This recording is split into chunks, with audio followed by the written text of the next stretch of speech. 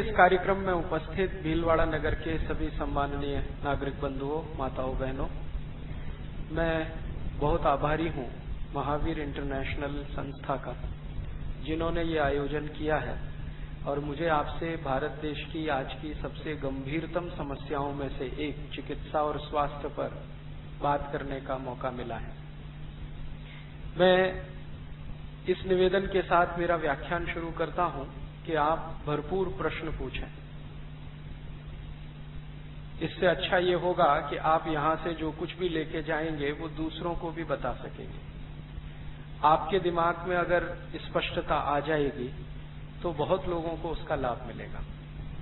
खुशी की बात यह है मेरे लिए कि इस व्याख्यान में महिलाओं की संख्या ज्यादा है और ये विषय महिलाओं का सबसे प्रिय विषय माना जाता है, नजदीकी है, इसलिए बहुत अच्छा है। मैं आज की हमारी जो चिकित्सा की समस्याएं हैं और स्वास्थ्य की परेशानियां हैं, इन पर थोड़ा सा जानकारी इस संदर्भ में देना चाहता हूं कि ये उत्पन्न कहां से हुई। हमारा भारत देश दुनिया में अनोखा ऐसा देश है जहां की चिकित्सा प्रणाली हर एक व्यक्ति को स्वस्थ रहना सिखाती है, जिसको आप आयुर्वेद कहते हैं। दुनिया के किसी भी देश में ऐसी कोई चिकित्सा प्रणाली नहीं है जो स्वस्थ रहना सिखाती हो। ज्यादातर चिकित्सा प्रणालियां जो दुनिया में चल रही हैं, जिनकी संख्या अभी धीरे धीरे 100 के ऊपर पहुंच गई है, एलोपैथी है, बायोकेमिक है, होम्योपैथी है, मैग्नेट थेरेपी है, ऐसी करीब 100 से ज्यादा चिकित्सा पद्धतियां दुनिया भर में चल रही हैं।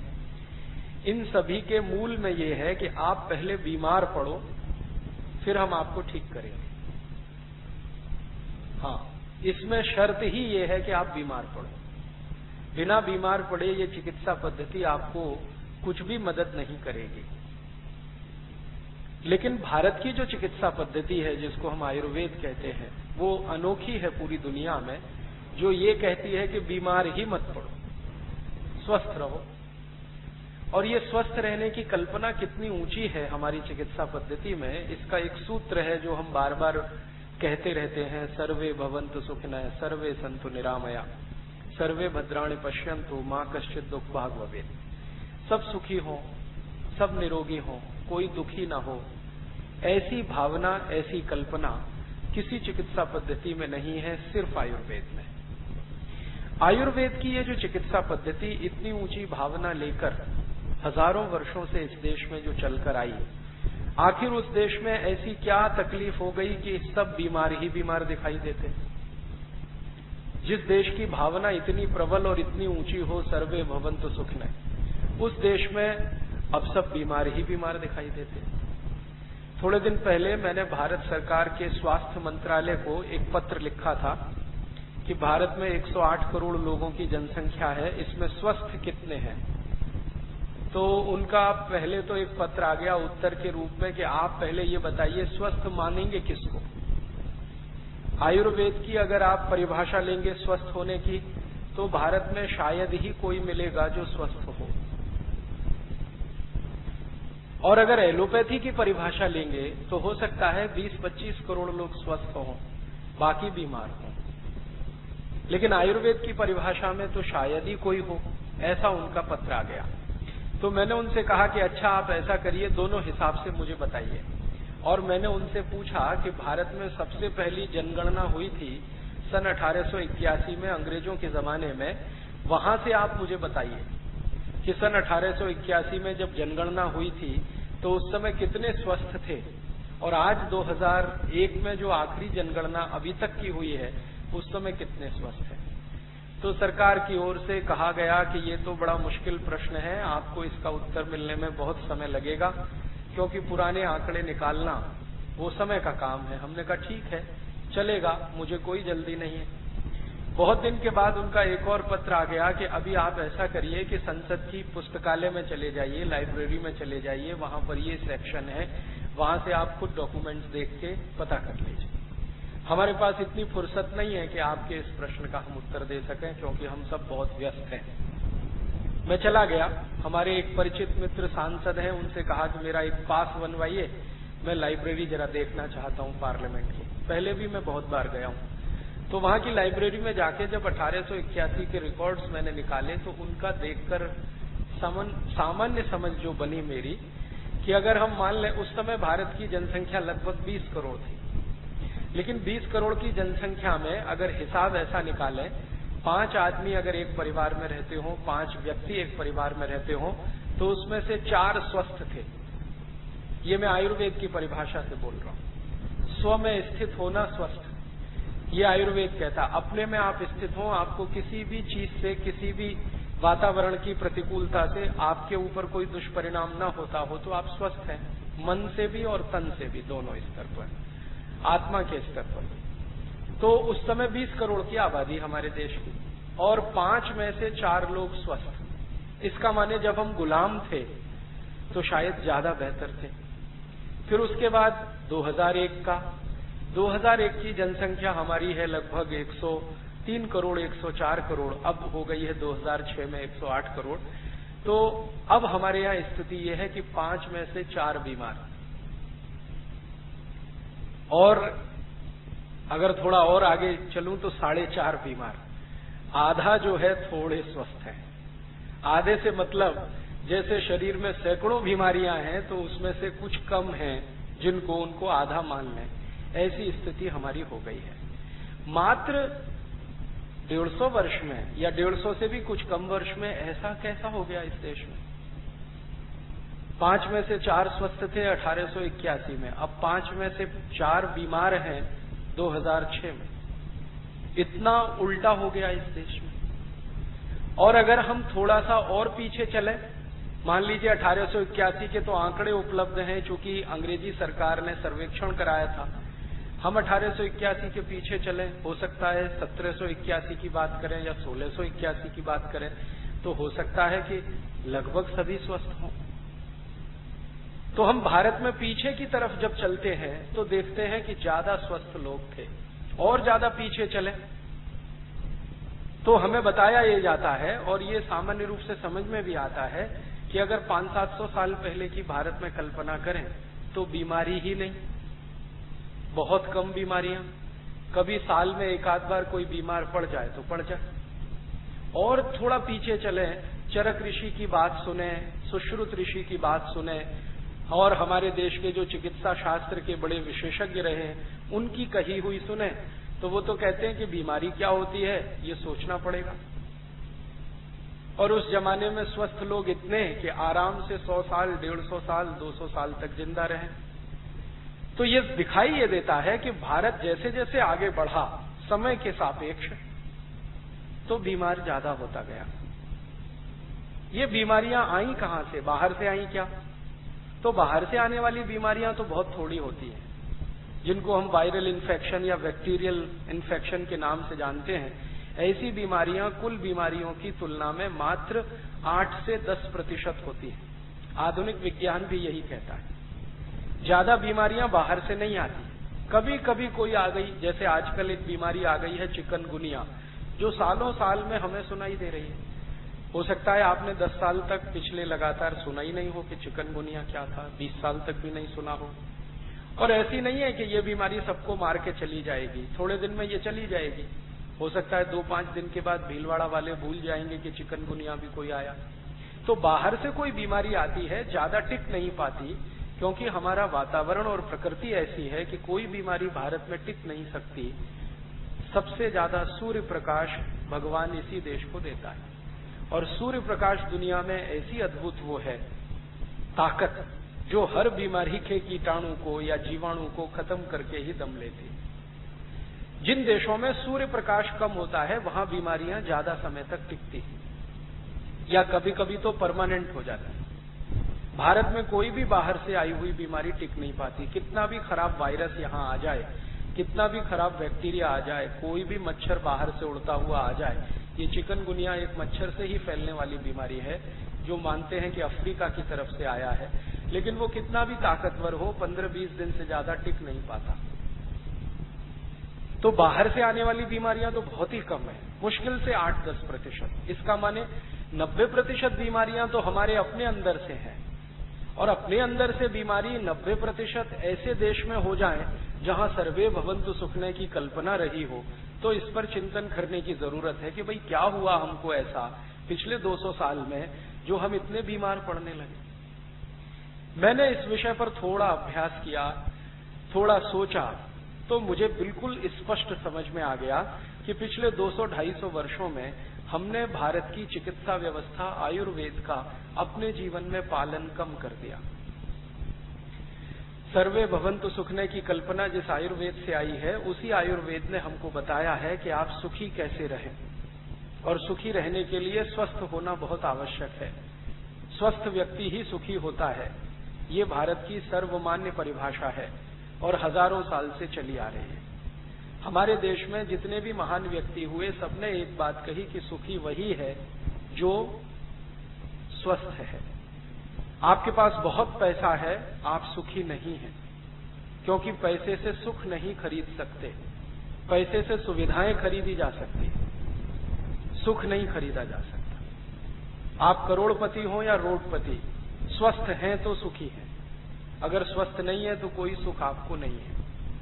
हजारों करोड़ के एम्पायरों के मालिक लोगों से मैं कई बार मिला हूं, और मैंने उनको दिन में 20-20 गोलियां खाते देखा है, 25-25 गोलियां खाते देखा है।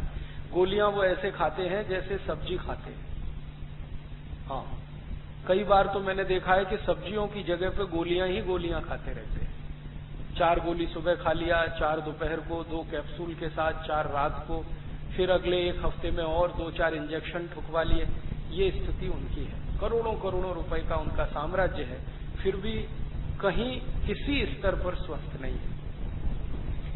तो स्वस्थ होने के लिए हमारे यहाँ तो बहुत पहले से ये मान लिया गया कि आप स्वस्थ हैं तो सुखी हैं, और जिस देश में स्वस्थ होने के लिए शास्त्र लिखा गया हो, लोग इतने बीमार पड़े, तो ये समझने की बात है कि हमसे कोई गलती हो रही है, क्या चूक हो रही है। क्योंकि शास्त्र तो हमारा कहता है कि आपको सुखी ही होना चाहिए, आनंद में ही रहना चाहिए, स्वस्थ ही रहना चाहिए। लेकिन हम अगर बीमार हैं तो कहीं कोई बड़ी गलती है। वो गलती क्या है? वो गलती समझने के लिए पिछले कई वर्षों से मैं कुछ दस्तावेज पढ़ता रहा, तो मुझे समझ में आया कि हमसे एक सबसे बड़ी गलती ये हो रही है कि हम जिस देश में रहते हैं उसकी जो आबो हवा है, जो जलवायु है, जो प्रकृति है, जो तासीर है, वो एक भिन्न तरह की है, और हम अपनी जीवन शैली जो बिता रहे हैं या चला रहे हैं, वो हमारी आबो हवा, तासीर और प्रकृति के बिल्कुल विपरीत है। हमको पिछले 400-500 वर्षों से हमको एक बीमारी लग गई है, और वो बीमारी ये लग गई है कि यूरोप और अमेरिका की नकल करना, विदेशों की नकल करना। और जब से भारतवासियों ने विदेश जाना शुरू किया है, तब से ये बीमारी और बढ़ी है। यहां से लोग पढ़ाई लिखाई के लिए विदेश जाते हैं, धन कमाने के लिए विदेश जाते हैं, नौकरी पेशा करने के लिए विदेश जाते हैं, और वहां से लौट के आते हैं तो सब दिमाग में खुराफातें लेके आते हैं, और वो उल्टा उल्टा सबको सिखाते हैं और बताते हैं। हमारे मन पर उनका कुछ असर ज्यादा होता है, क्योंकि वो फॉरेन रिटर्न है।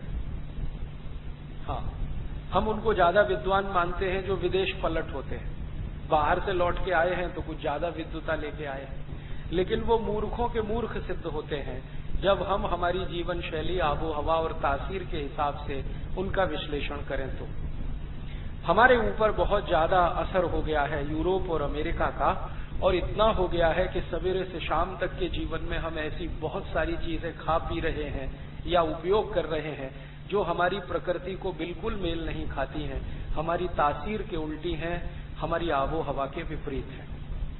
हमारी आबो हवा क्या है और यूरोप और अमेरिका की आबो हवा क्या है? उनकी तासीर क्या है, हमारी तासीर क्या है? उनकी प्रकृति क्या है, हमारी प्रकृति क्या है? जरा इसको 2 मिनट समझें। हमारा देश दुनिया में सबसे ज्यादा मशहूर है एक बात के लिए कि भारत में सभी तरह की जलवायु है, पूरी दुनिया में मशहूर है। आपको सुनकर आश्चर्य होगा, दुनिया में आज तक कुल 16 जलवायु तय की गई है या खोजी गई है। जैसे गर्मी है, सर्दी है, बरसात है, गर्मी और सर्दी के बीच का एक मौसम है, सर्दी और बरसात और सर्दी के बीच का एक मौसम है।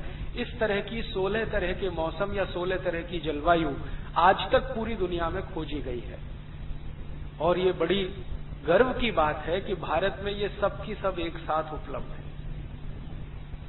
आप चाहें तो दुनिया की सभी जलवायु इस देश में आपको मिलेगी देखने को। कैसी जलवायु आप चाहें देखना? आप अगर कल्पना करें कि हमको अफ्रीका की जलवायु देखनी है, तो ज्यादा दूर मत जाइए, यहीं राजस्थान के जैसलमेर जिले में चले जाइए। अफ्रीका के सारे रेगिस्तानी इलाके की जलवायु आपको जैसलमेर और उसके आसपास दिखाई दे जाएगी।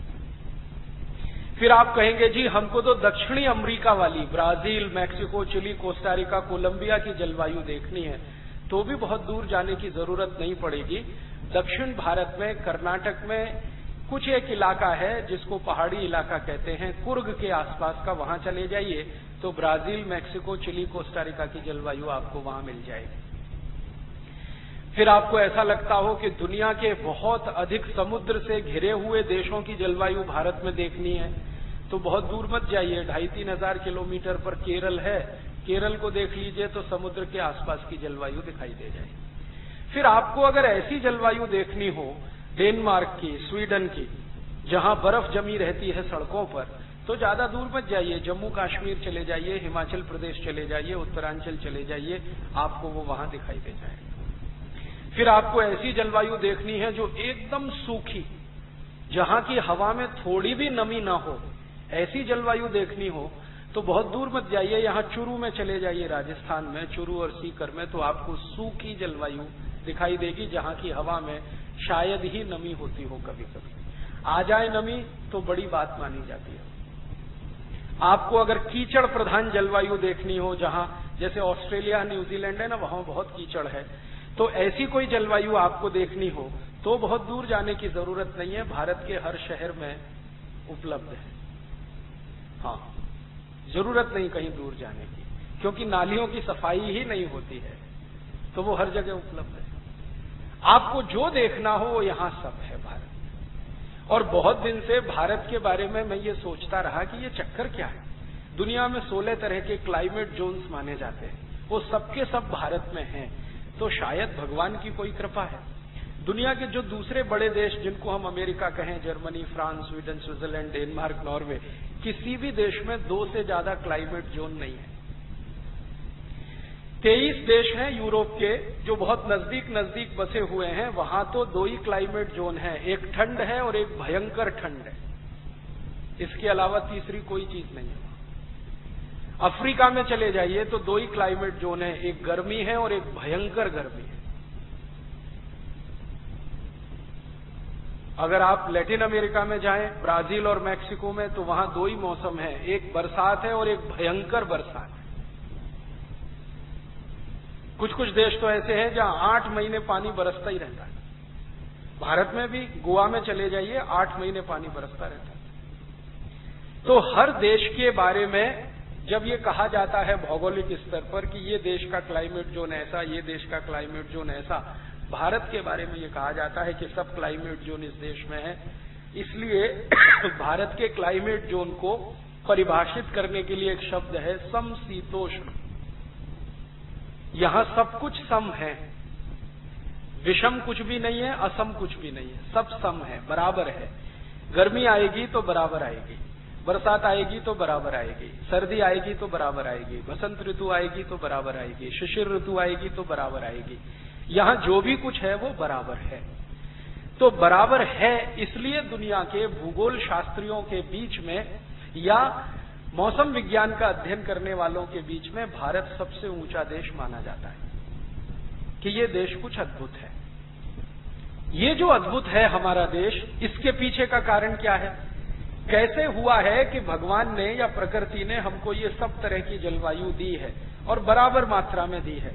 इसका सबसे बड़ा कारण है कि भारत दुनिया का अकेला देश है जहां सबसे पहले सूर्य निकलता है और सबसे अंत में सूर्य छिपता है।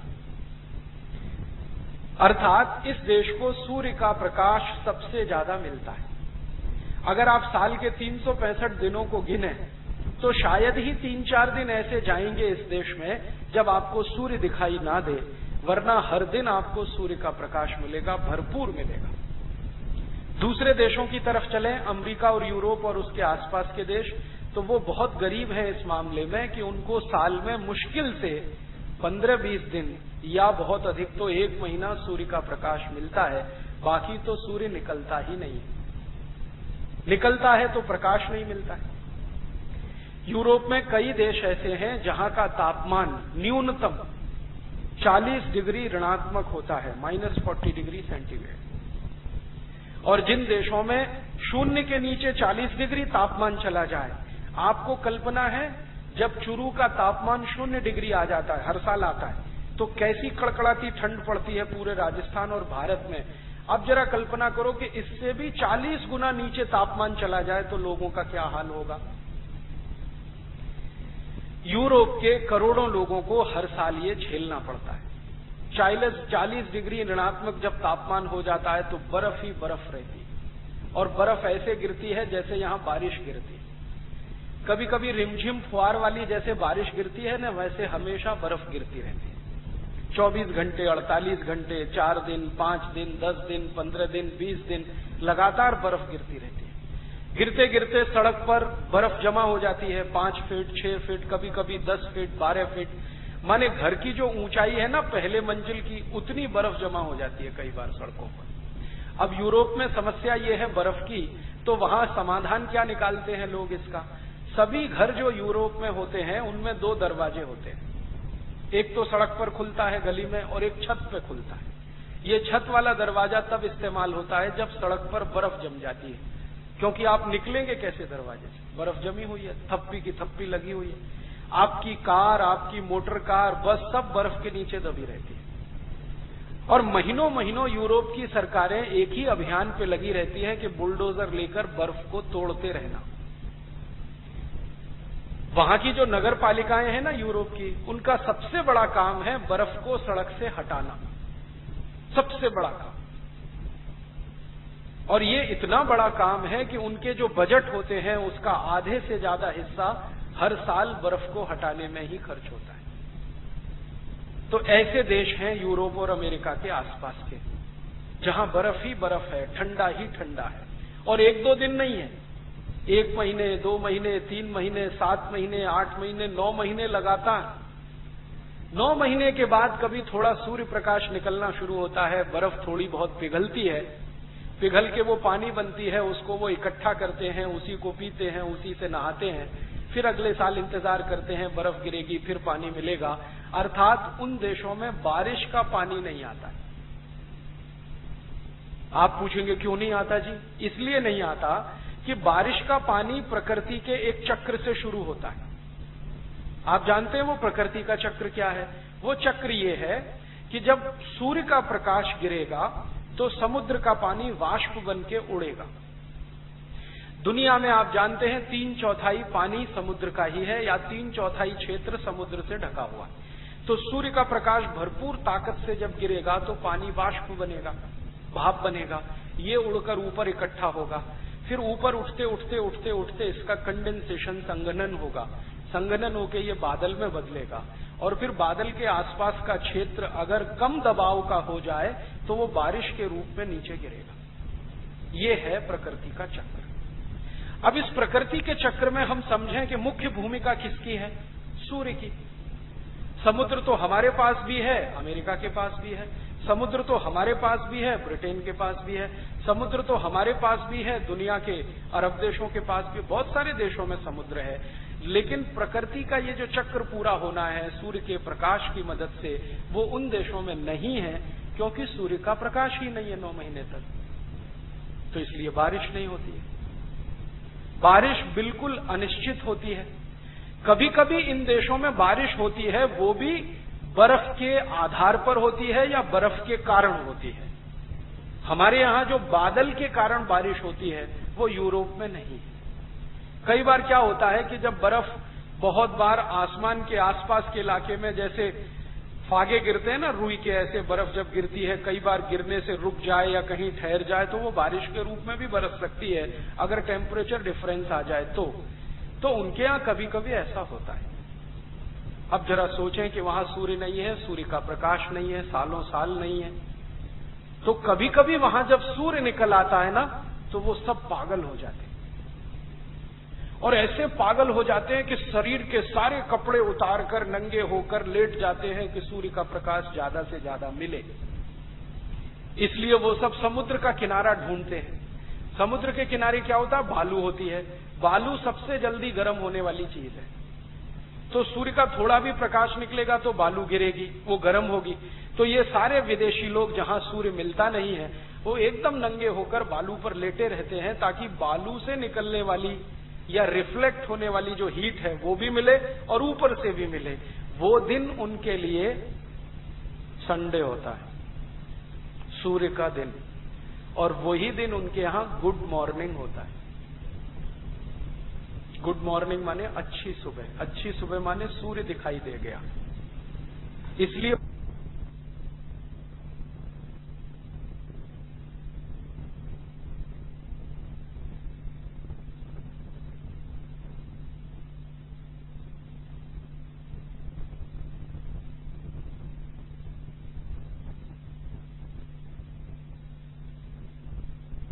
सूर्य का प्रकाश मिलता है।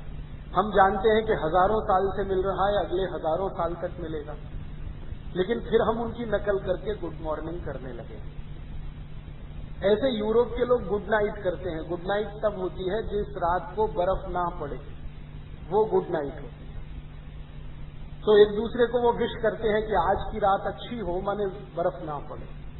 हमारे यहां तो every night is good night. Good afternoon, good afternoon उनके यहां तब होता है जब धूल भरी हवा ना चले, धूल भरी तो कम कहो, बर्फ भरी हवा ना चले, तो गुड आफ्टरनून होता है। भारत में every afternoon is good afternoon. तो बिना सोचे समझे हमने good morning, good night, good afternoon करना शुरू किया है। ये मूर्खता की निशानी है।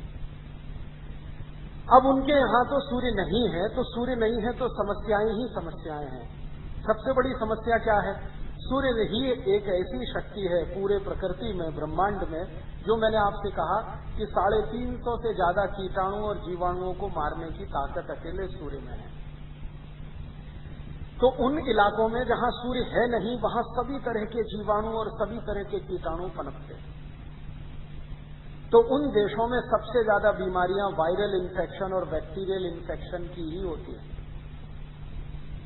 अब उनके यहां जो बीमारियां हैं वो सूर्य के नहीं होने से हैं, तो उन बीमारियों का इलाज एक खास तरीके से किया जाता है। अब भारत में क्या है? भारत में तो सूर्य की इतनी प्रचुरता है, फिर यहां कोई बीमारी आएगी तो इसका इलाज किसी दूसरे तरीके से किया जाएगा। अगर हम उनकी नकल करके इलाज करने लगेंगे तो अपना ही नाश करेंगे, क्योंकि यहां जो डिसीज है, बीमारियां हैं, वो वायरल और बैक्टीरियल इतनी नहीं है, वो दूसरे किस्म की हैं। उनके यहां जो बीमारियां हैं वो वायरल और बैक्टीरियल किस्म की ज्यादा है। अब ये जो वायरल और बैक्टीरियल बीमारियां होती हैं, अगर इनको कंट्रोल न करो तो ये बिल्कुल संक्रामक बीमारी की तरह से फैलती है। एक वायरस है, पैदा हो गया, अगर आपने उसको नियंत्रित नहीं किया तो वो पूरे इलाके में फैलेगा और सबको चपेट में लेगा।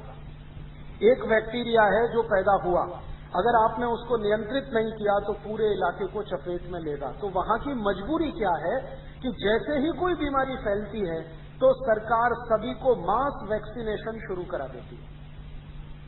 मास वैक्सीनेशन माने सबको टीके लगाओ, किसी को मत छोड़ो।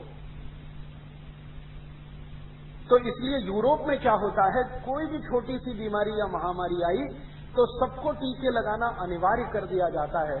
कारण क्या है कि वो एक वायरस और एक बैक्टीरिया जो मर सकता है सूर्य की तेज रोशनी में, है ही नहीं वहां पर, तो वो तो फैलने वाला है, बढ़ने वाला है, तो दवा देके ही उसको रोक पाएंगे।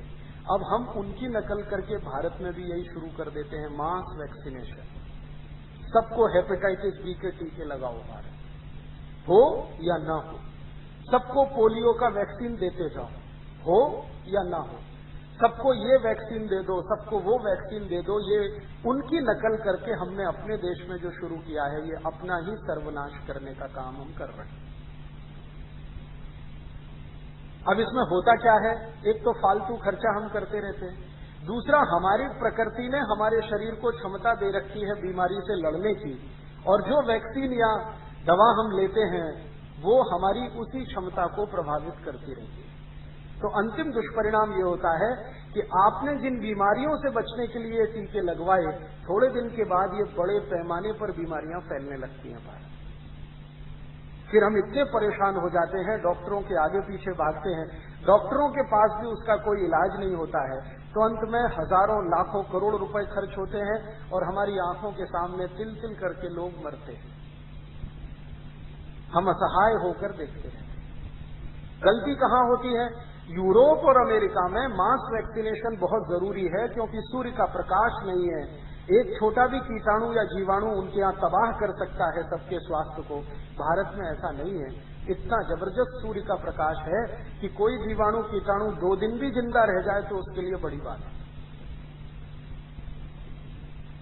लेकिन हमने नकल करना शुरू किया है और उसी का दुष्परिणाम आज हमारे जीवन में है कि जिन 108 करोड़ लोगों को स्वस्थ रहना चाहिए था, वो किसी न किसी बीमारी में फंसे हुए।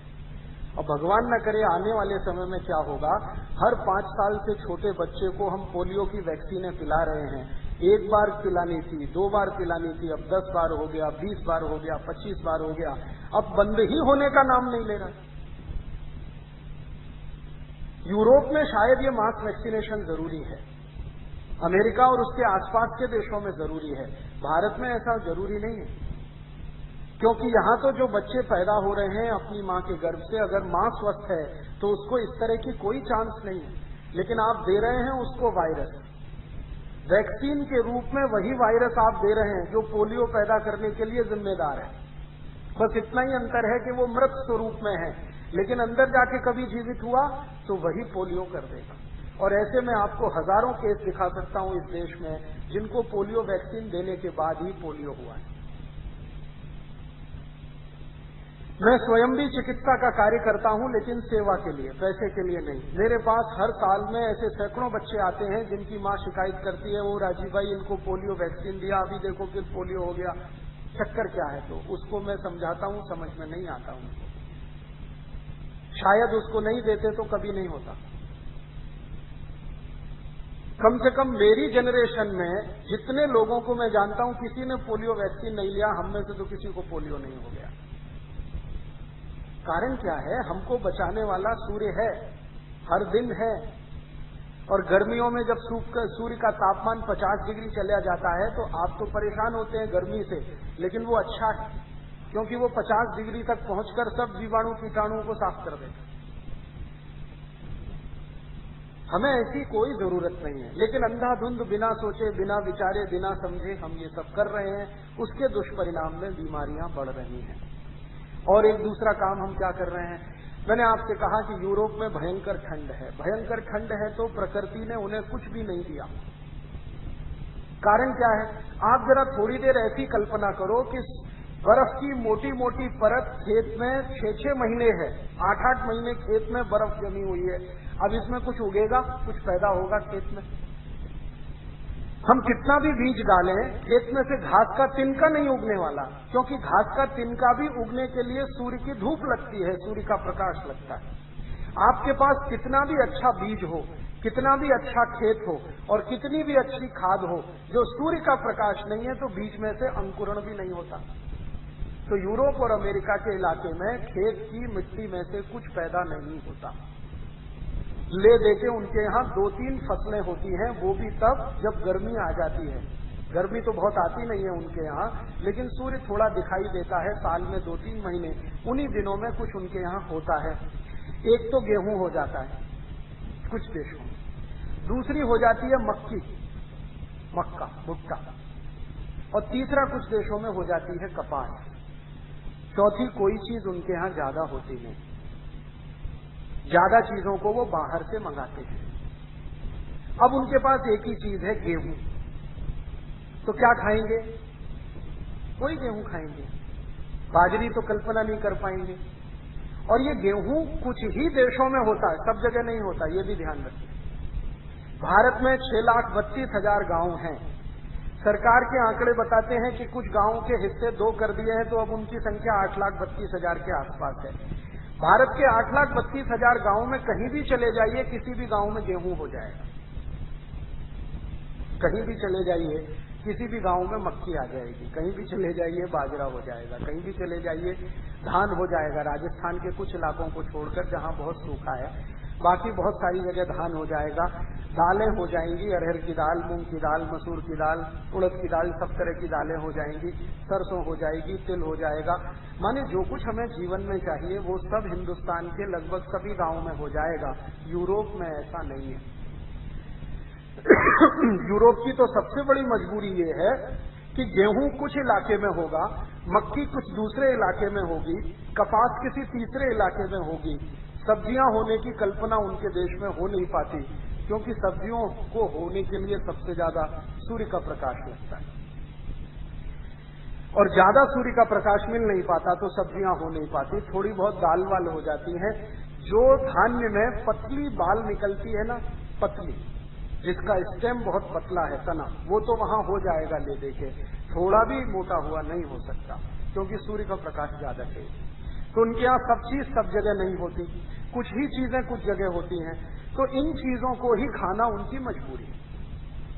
अब उनके यहाँ गेहूं है, तो गेहूं को ही वो खाएंगे, उसके अलावा तो कोई कल्पना नहीं आएगी। और गेहूं को खाने के लिए कुछ बनाना पड़ेगा, प्रिपरेशन करना पड़ेगा, तो ठंडी के कारण ज्यादा प्रिपरेशन भी नहीं हो सकती।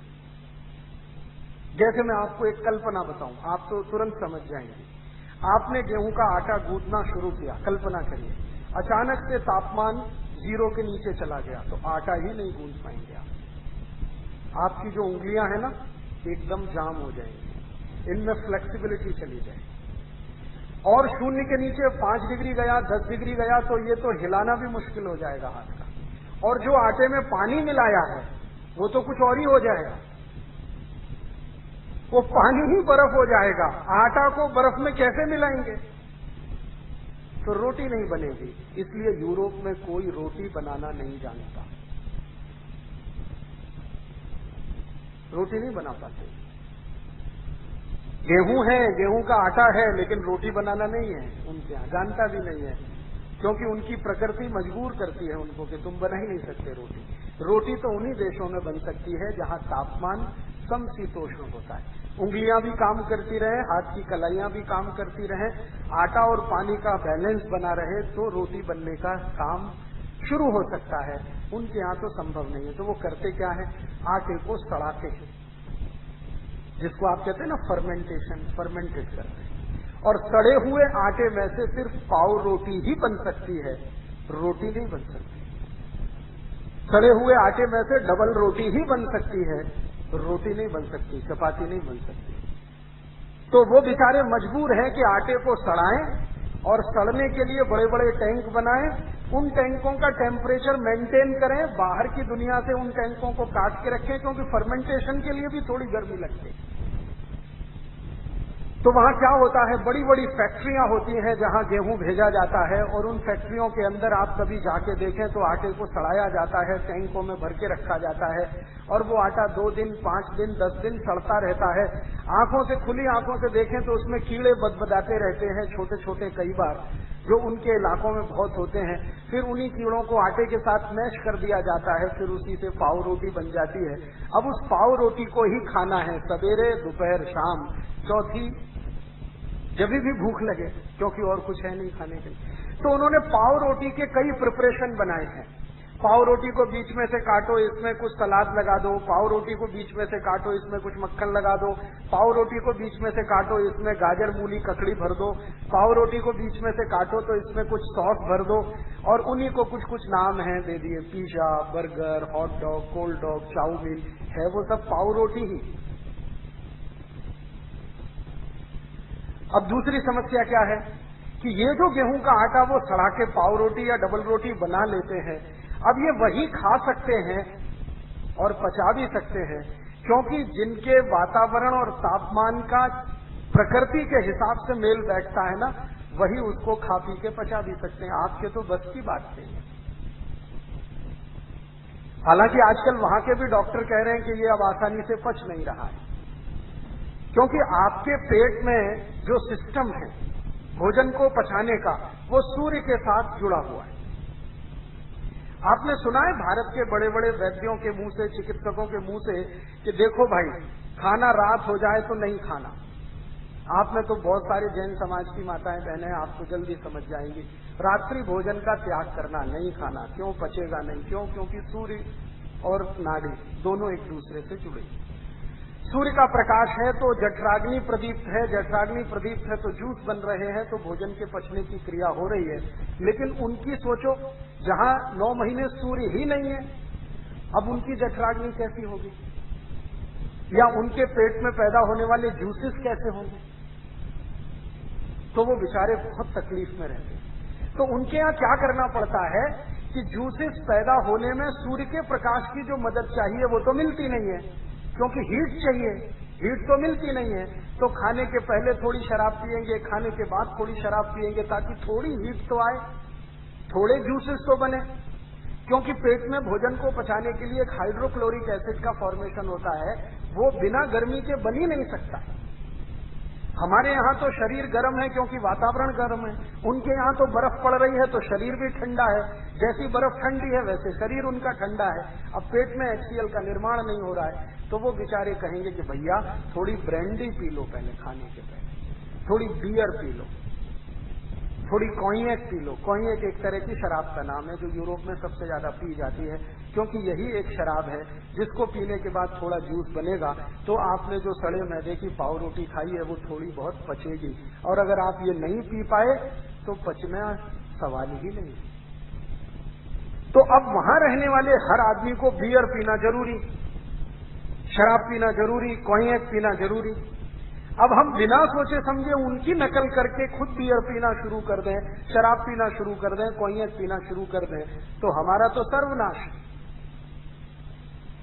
क्योंकि यहां तो वैसे ही पेट में गर्मी बहुत है, क्योंकि सूर्य की गर्मी बहुत है, ऊपर से बियर पी के और गर्म करोगे तो मरना ही है यहां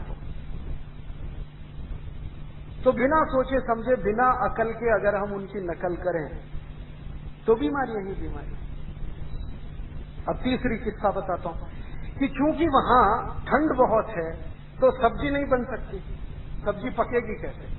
बॉइलिंग पॉइंट चाहिए ना, उबाल का तो बिंदु चाहिए। दाल को पकाना हो तो दाल नहीं पकेगी, सब्जी बनानी हो तो सब्जी नहीं पकेगी। तो वहां क्या होता है, सभी सब्जियां डिब्बे में बंद होके आती और डिब्बे बंद सब्जियों को प्लेट में निकाल के वो खाते। अब डिब्बा बंद सब्जी की विशेषता यह है कि उसमें नमक मिला के नहीं डाल सकते डिब्बे में, नहीं तो खराब हो जाती है, तो नमक ऊपर से मिलाना पड़ता है। तो यूरोप के सभी देशों में पिसा हुआ नमक खाने की ही परंपरा है, क्योंकि नमक को सब्जी प्लेट में रखने के बाद ही मिलाना पड़ता है। भारत में अब यही नकल हमने करना शुरू कर दिया है। पिसा हुआ नमक हम सबके घर में आ गया, जो आज से 50 साल पहले किसी घर में नहीं होता।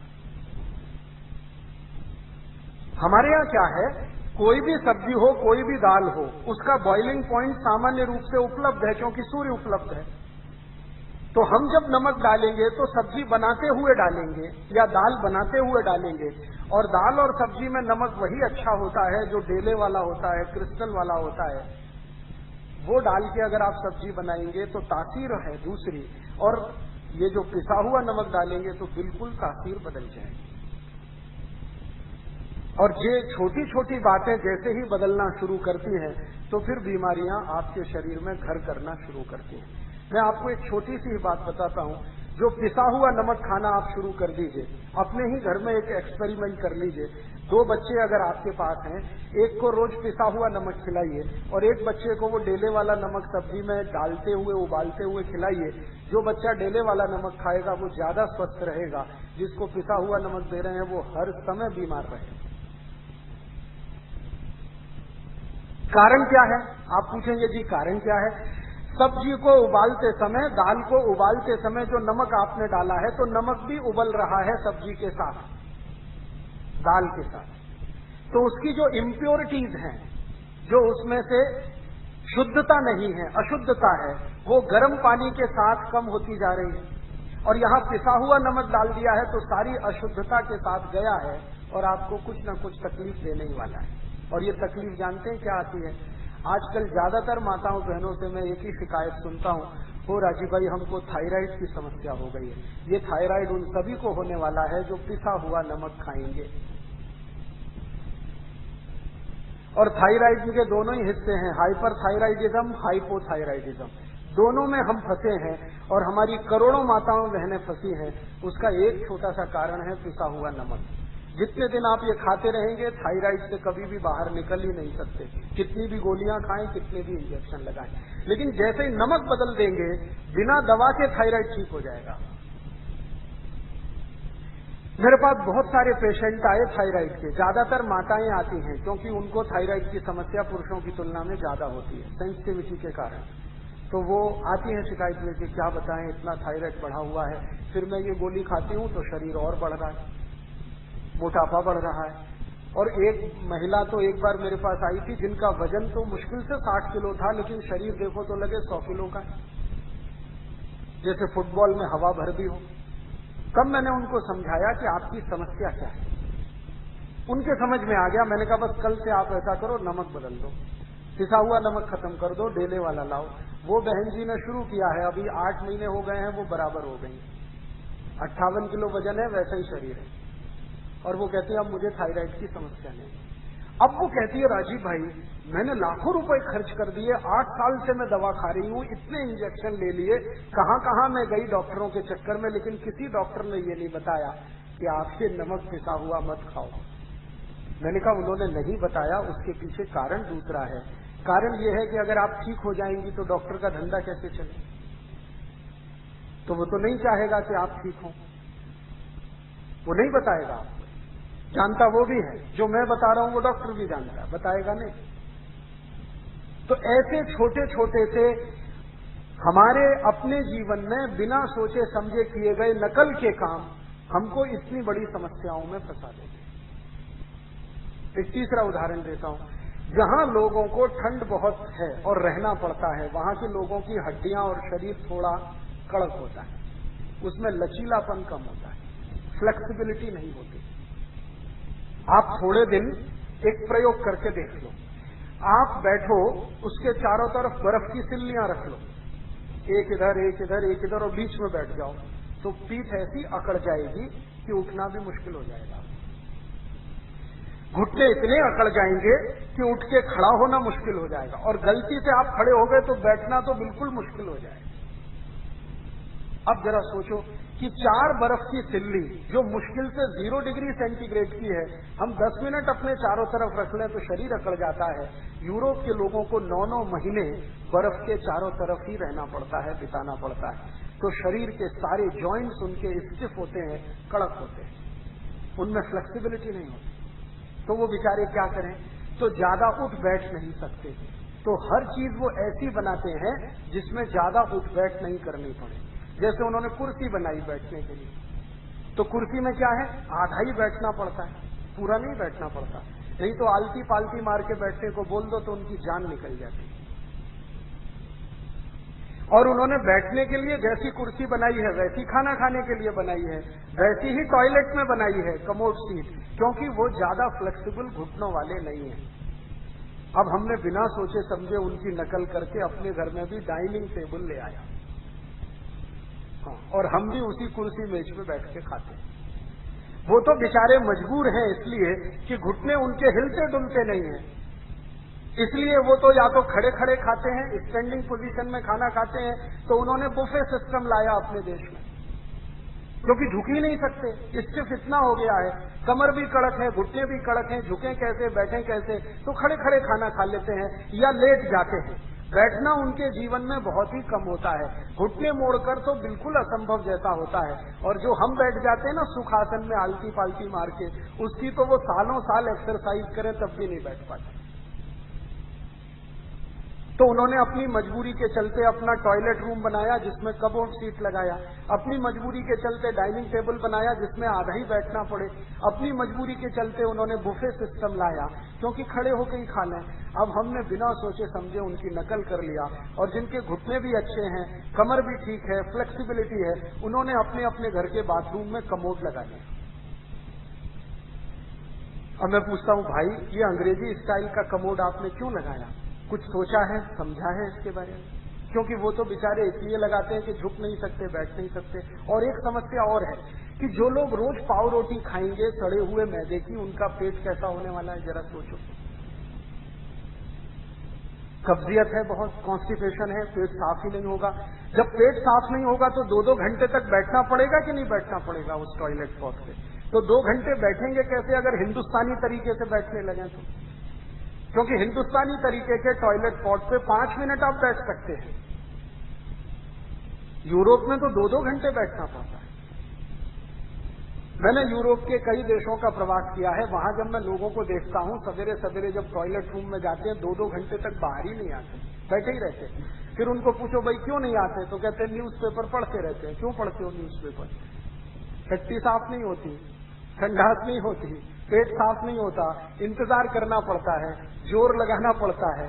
कभी कभी गाना भी गाते रहते हैं, मेरे सपनों की रानी कभी आएगी, वो आती नहीं है।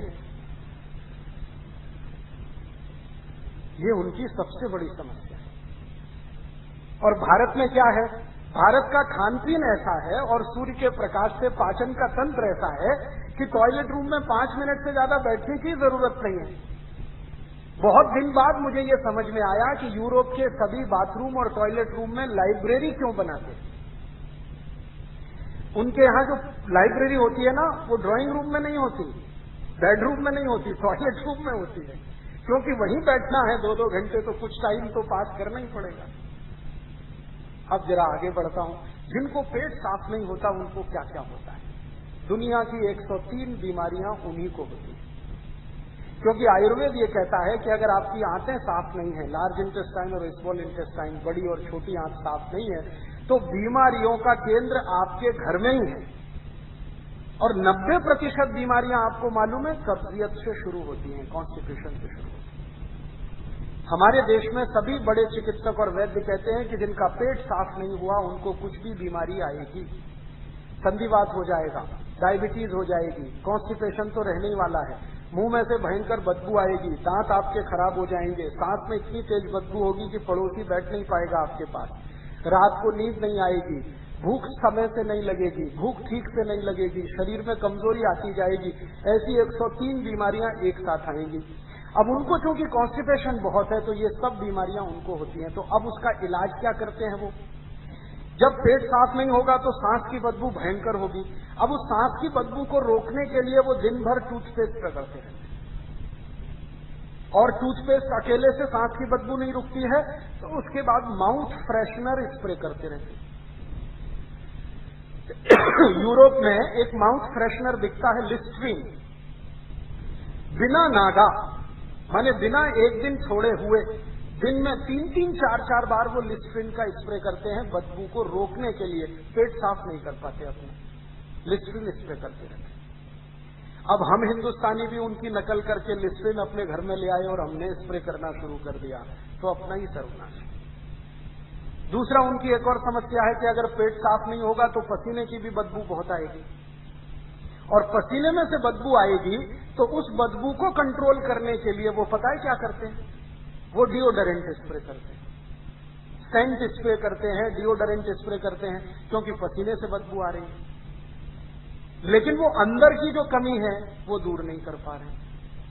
अब हम उनकी नकल करके अपने घर में डिओडोरेंट स्प्रे करने लगे और उनकी नकल करके सेंट स्प्रे करने लगे, तो हमको चर्म रोग जरूर हो जाएगा, स्किन डिसीज जरूर हो जाएगी। और आपको छोटी छोटी कुछ बातें बताता हूं। जिनको पेट साफ नहीं होता उनके बाल बहुत कड़क होते हैं, ये आप अपने घर में भी देख लो कभी। अगर आपको पेट साफ नहीं हुआ बाल आपके कड़क हो जाएंगे। जिनको पेट साफ नहीं होगा उनके बाल कड़क हैं, बाल कड़क हैं तो उनको सॉफ्ट बनाने के लिए शैम्पू लगाते रहते हैं, और शैम्पू से भी सॉफ्ट नहीं होता तो कंडीशनर उसमें अप्लाई करते रहते हैं। ये उनकी समस्या है, परेशानी है, कोई फैशन नहीं है। क्योंकि यूरोप के 99% लोगों को कब्जियत है, माताओं को, बहनों को, पुरुषों को, तो बाल इतने कड़े हैं, छू के देखो तो कांटे जैसे लगते हैं। तो उन बालों को सॉफ्ट बनाना है तो कोई ना कोई कंडीशनर लगाना ही पड़ेगा। कंडीशनर 6 घंटे से ज्यादा काम नहीं करता, तो हर 6 घंटे में कंडीशनर लगाते रहते। फिर उन्होंने एक नया कुछ ढूंढा है आजकल, वो ये कहते हैं कि ये कंडीशनर 6 घंटे काम करे और उसके आगे 6 घंटे कुछ और काम करे, तो क्रीम लगाते रहते हैं बालों में। हेयर क्रीम आती है ना, ताकि वो सॉफ्ट रहे। तेल नहीं लगाते क्योंकि तेल होता ही नहीं उन देशों में, लगाएं क्या। ना सरसों होती है, ना तिल होता है, ना मूंगफली होती है, ना कुछ और होता है। ले दे के एक ही चीज होती है, सोयाबीन, तो उसका तेल अच्छा नहीं माना जाता। तो वो बिल क्रीम लगाएंगे या हेयर क्रीम लगाएंगे, कंडीशनर लगाएंगे, शैम्पू लगाएंगे, क्योंकि बाल बहुत ही कड़क हैं। अब हम क्या कर रहे हैं, उनकी नकल अंधाधुंध करके अपने अपने बालों में थोप रहे हैं शैम्पू, हेयर कंडीशनर और पता नहीं क्या क्या। तो अंतिम परिणाम यह है कि बाल के गुच्छे टूट रहे हैं।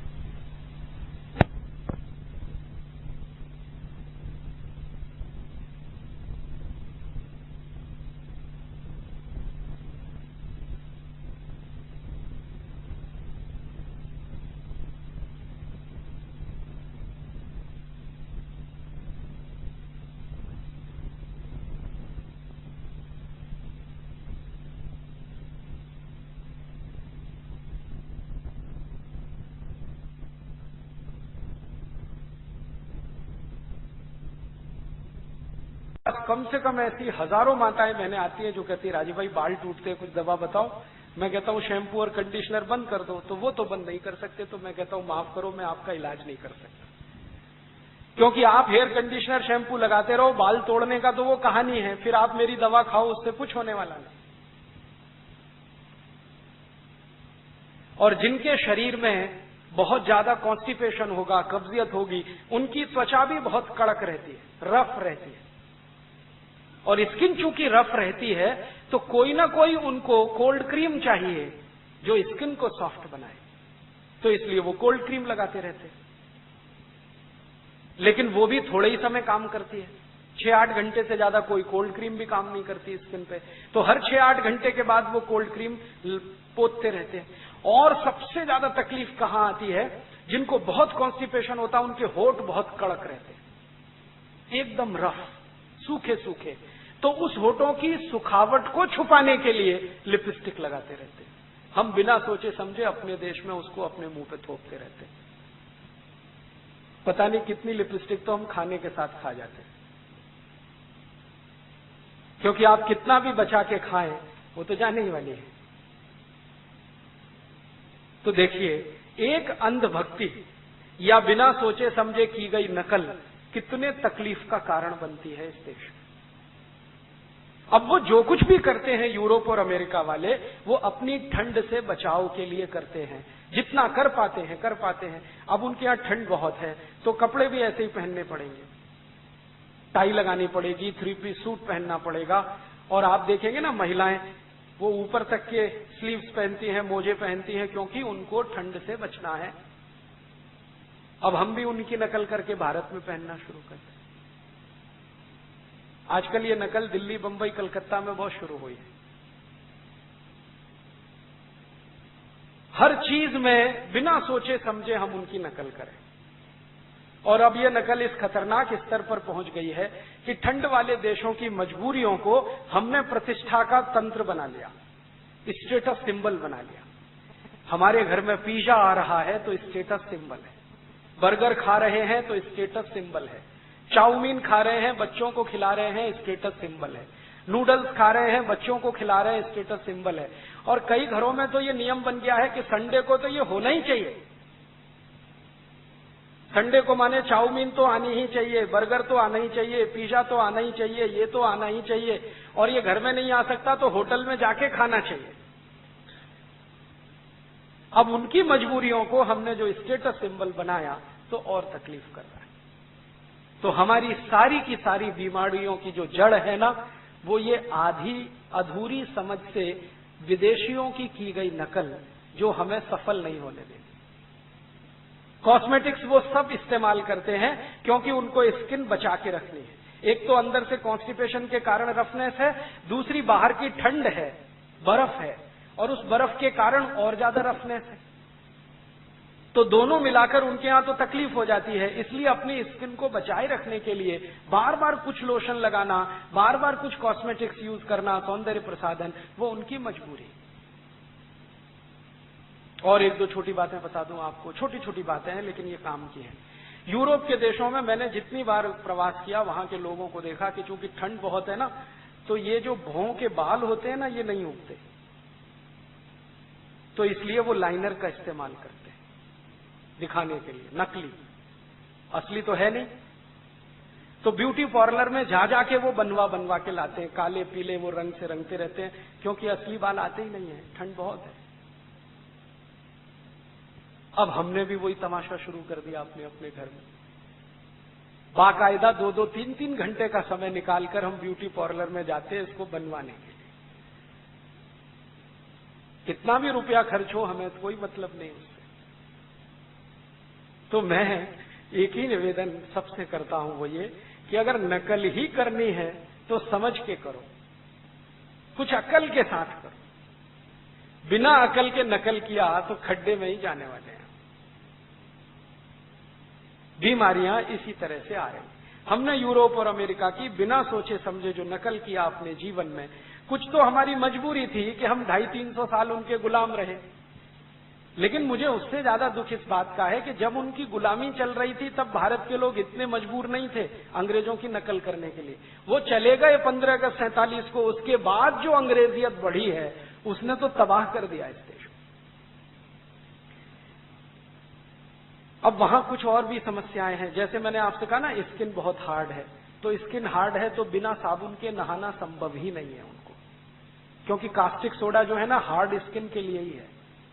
केमिस्ट्री में ये जो कास्टिक सोडा बनता है ना, सोडियम हाइड्रोक्साइड, ये उन्हीं त्वचा के लिए एप्लीकेबल है, उन्हीं पर ये लगाया जा सकता है जो बहुत कड़क त्वचा हो। और हमारे भारत में इतनी सॉफ्ट है स्किन, क्योंकि सूर्य का प्रकाश हमको है, हम रगड़ रगड़ के कास्टिक सोडा के साबुन से नहा रहे हैं। फिर त्वचा सूखी हो रही है तो फिर दौड़ दौड़ के जा रहे हैं, अरे डॉक्टर साहब क्या हुआ, स्किन रफ हो रही है, एक्जिमा हो गया, सोराइसिस हो गई, इचियोसिस हो गई, खाज हो गई, खुजली हो गई। वो तो होने ही वाला है, क्योंकि सॉफ्ट स्किन के लिए साबुन बना नहीं है, साबुन बना है हार्ड स्किन के लिए।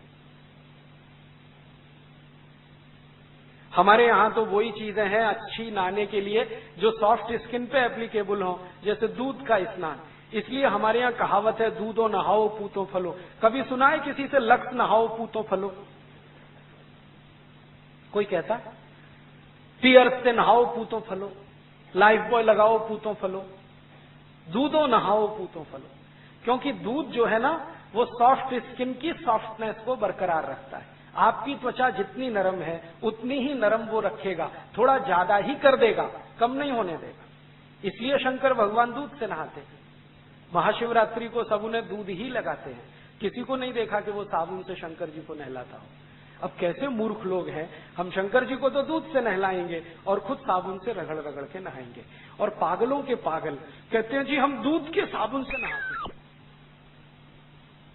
अभी दूध से क्यों नहीं नहा लेते अगर दूध के साबुन से नहा रहे हो तो? कहते हैं जी हम तो हल्दी वाली क्रीम लगाते हैं, हल्दी क्यों नहीं लगा लेते? वो हल्दी वाली क्रीम आती है 1500 रुपए किलो और हल्दी आती है 40 रुपए किलो। तो कहो कि हल्दी लगा लो, क्या बात कर रहे हैं, 40 किलो की चीज हम तो 1600 रुपए किलो की लगाई।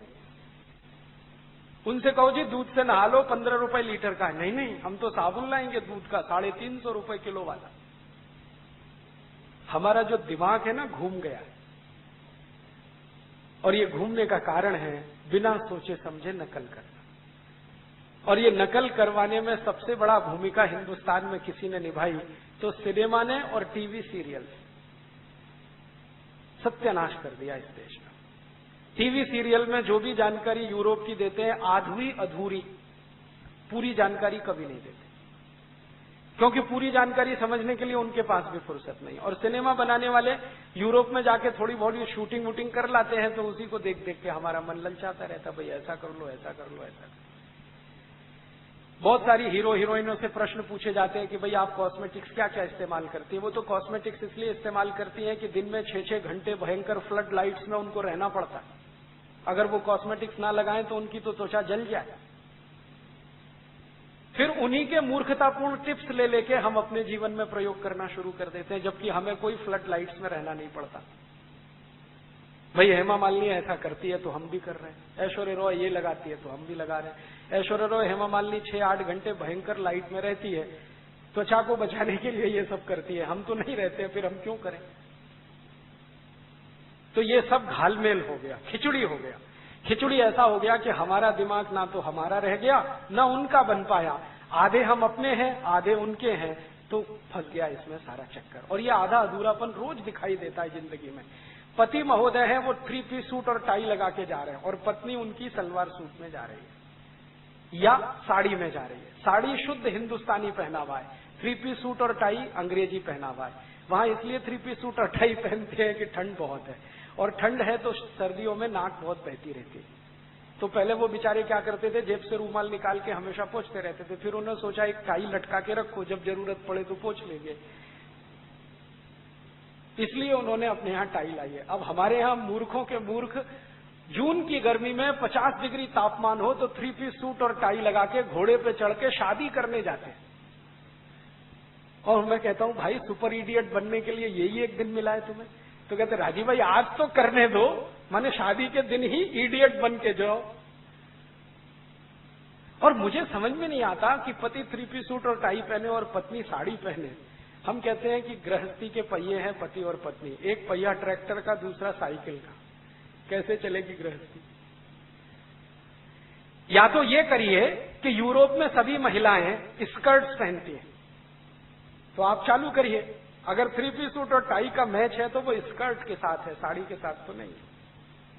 तो हम तो स्कर्ट पहन नहीं सकते, फिर पतियों को क्यों पहनने देती हैं आप 3 पीस सूट और टाई?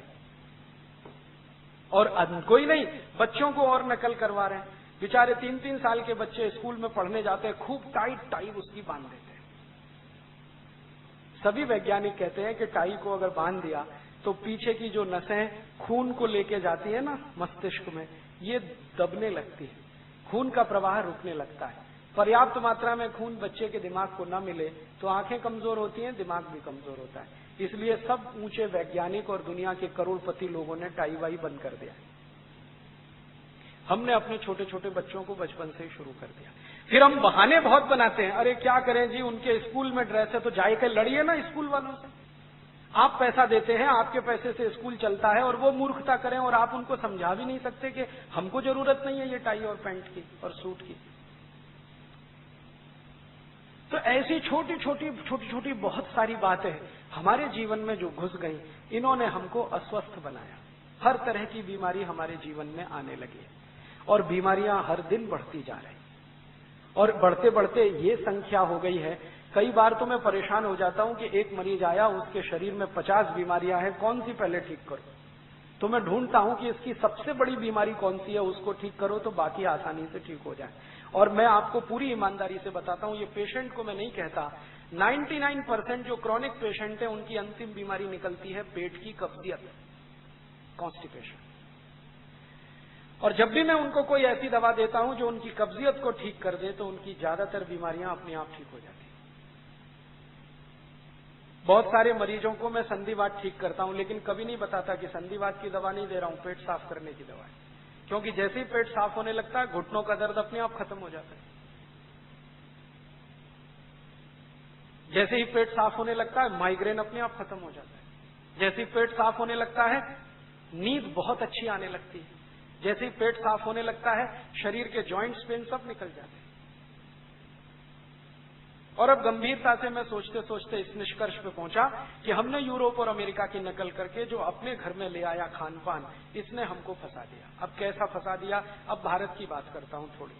भारत में ये जो आयुर्वेद है ना, ये सबसे बड़ा चिकित्सा शास्त्र है। लेकिन इस चिकित्सा शास्त्र में कई अच्छी अच्छी पुस्तकें लिखी गई हैं, छोटी छोटी कुछ बड़ी बड़ी। एक बहुत अच्छी पुस्तक है, उसका नाम है अष्टांग हृदय। उसको एक दूसरे नाम से भी बोलते हैं कुछ वैज्ञानिक, अष्टांग संग्रह। इसमें 2000 से ज्यादा सूत्र हैं। मुझे आयुर्वेद की जितनी पुस्तकों का अभ्यास करने का मौका मिला उनमें मेरे हिसाब से ये सर्वश्रेष्ठ पुस्तक है। सर्वश्रेष्ठ क्यों है? क्योंकि यही वो पुस्तक है जो बताती है कि स्वस्थ रहो, मस्त रहो, बीमारी मत पड़ो।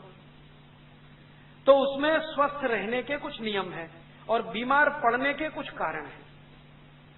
अब आपको अगर मैं कहूं तो आप परेशान हो जाएंगे ये सुनकर। इस अष्टांग हृदय में या अष्टांग संग्रह में किसी भी व्यक्ति के बीमार होने के सबसे बड़े कारणों में से एक कारण ये है कि वो ऐसा खाना खाते हैं जिनको सूर्य प्रकाश नहीं मिला या पवन का स्पर्श नहीं हुआ। और अष्टांग हृदय कहता है कि जो व्यक्ति सूर्य के प्रकाश का स्पर्श किए बिना और पवन का स्पर्श किए बिना खाना खाएंगे, माने जिस खाने को सूर्य प्रकाश नहीं मिला, जिस खाने को हवा ने नहीं छुआ, ऐसा खाना खाएंगे तो बीमारियों का घर तो शरीर होने ही वाला है। और ऐसी चीज क्या है हमारे घर में? रेफ्रिजरेटर। आप फ्रिज में भर के खाना रख दो, न उसको सूर्य प्रकाश मिलेगा, न पवन का स्पर्श होगा, और वो खाना अष्टांग हृदय के हिसाब से जहर है। अष्टांग हृदय में तो ये तक लिखा हुआ है कि जो व्यक्ति सूर्य प्रकाश के बिना और पवन स्पर्श के बिना खाना खाता है, उसको दुश्मन की जरूरत नहीं है और जहर खाने की भी जरूरत नहीं है, वो खुद ही जहर खा रहा है, थोड़े दिन में वो जाने ही वाला है इस दुनिया से। और आधुनिक वैज्ञानिकों ने भी मान लिया है कि खाने को बना के फ्रिज में रखना उसका सर्वनाश करने के बराबर है। अब हम क्या करते हैं, बहुत सारे घरों में फ्रिज है। आजकल तो मैं बिना फ्रिज का घर देखूं तो हैरानी होती।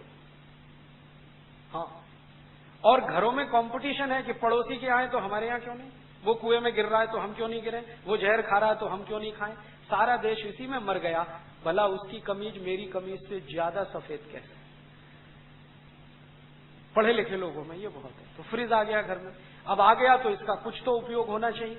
तो हम क्या करते हैं, सब्जियां खरीद खरीद के लाते हैं और भर भर के उसमें रख देते हैं। और अभी एक और सुपर इडियोसिटी करना शुरू किया है कि सब्जियों को पॉलीथिन में भर भर के फ्रिज में रख देते हैं। ये पॉलीथिन फ्रिज से भी ज्यादा खराब है। अब होता क्या है, सब्जियों के बारे में आयुर्वेद का सिद्धांत ये है कि पेड़ से टूटने के 48 मिनट के बाद उसको पका के खा लीजिए। ये नियम है आयुर्वेद का। पेड़ से टूटने के 45-48 मिनट के बाद, मान लो 1 घंटे के बाद आप उसको पका के खा लीजिए, तब तो है ठीक।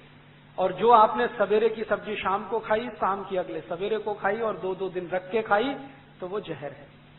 अब हम क्या कर रहे हैं, सब्जियां यहां ताजी मिलती हैं भीलवाड़ा, हाँ, सवेरे भी शाम को भी।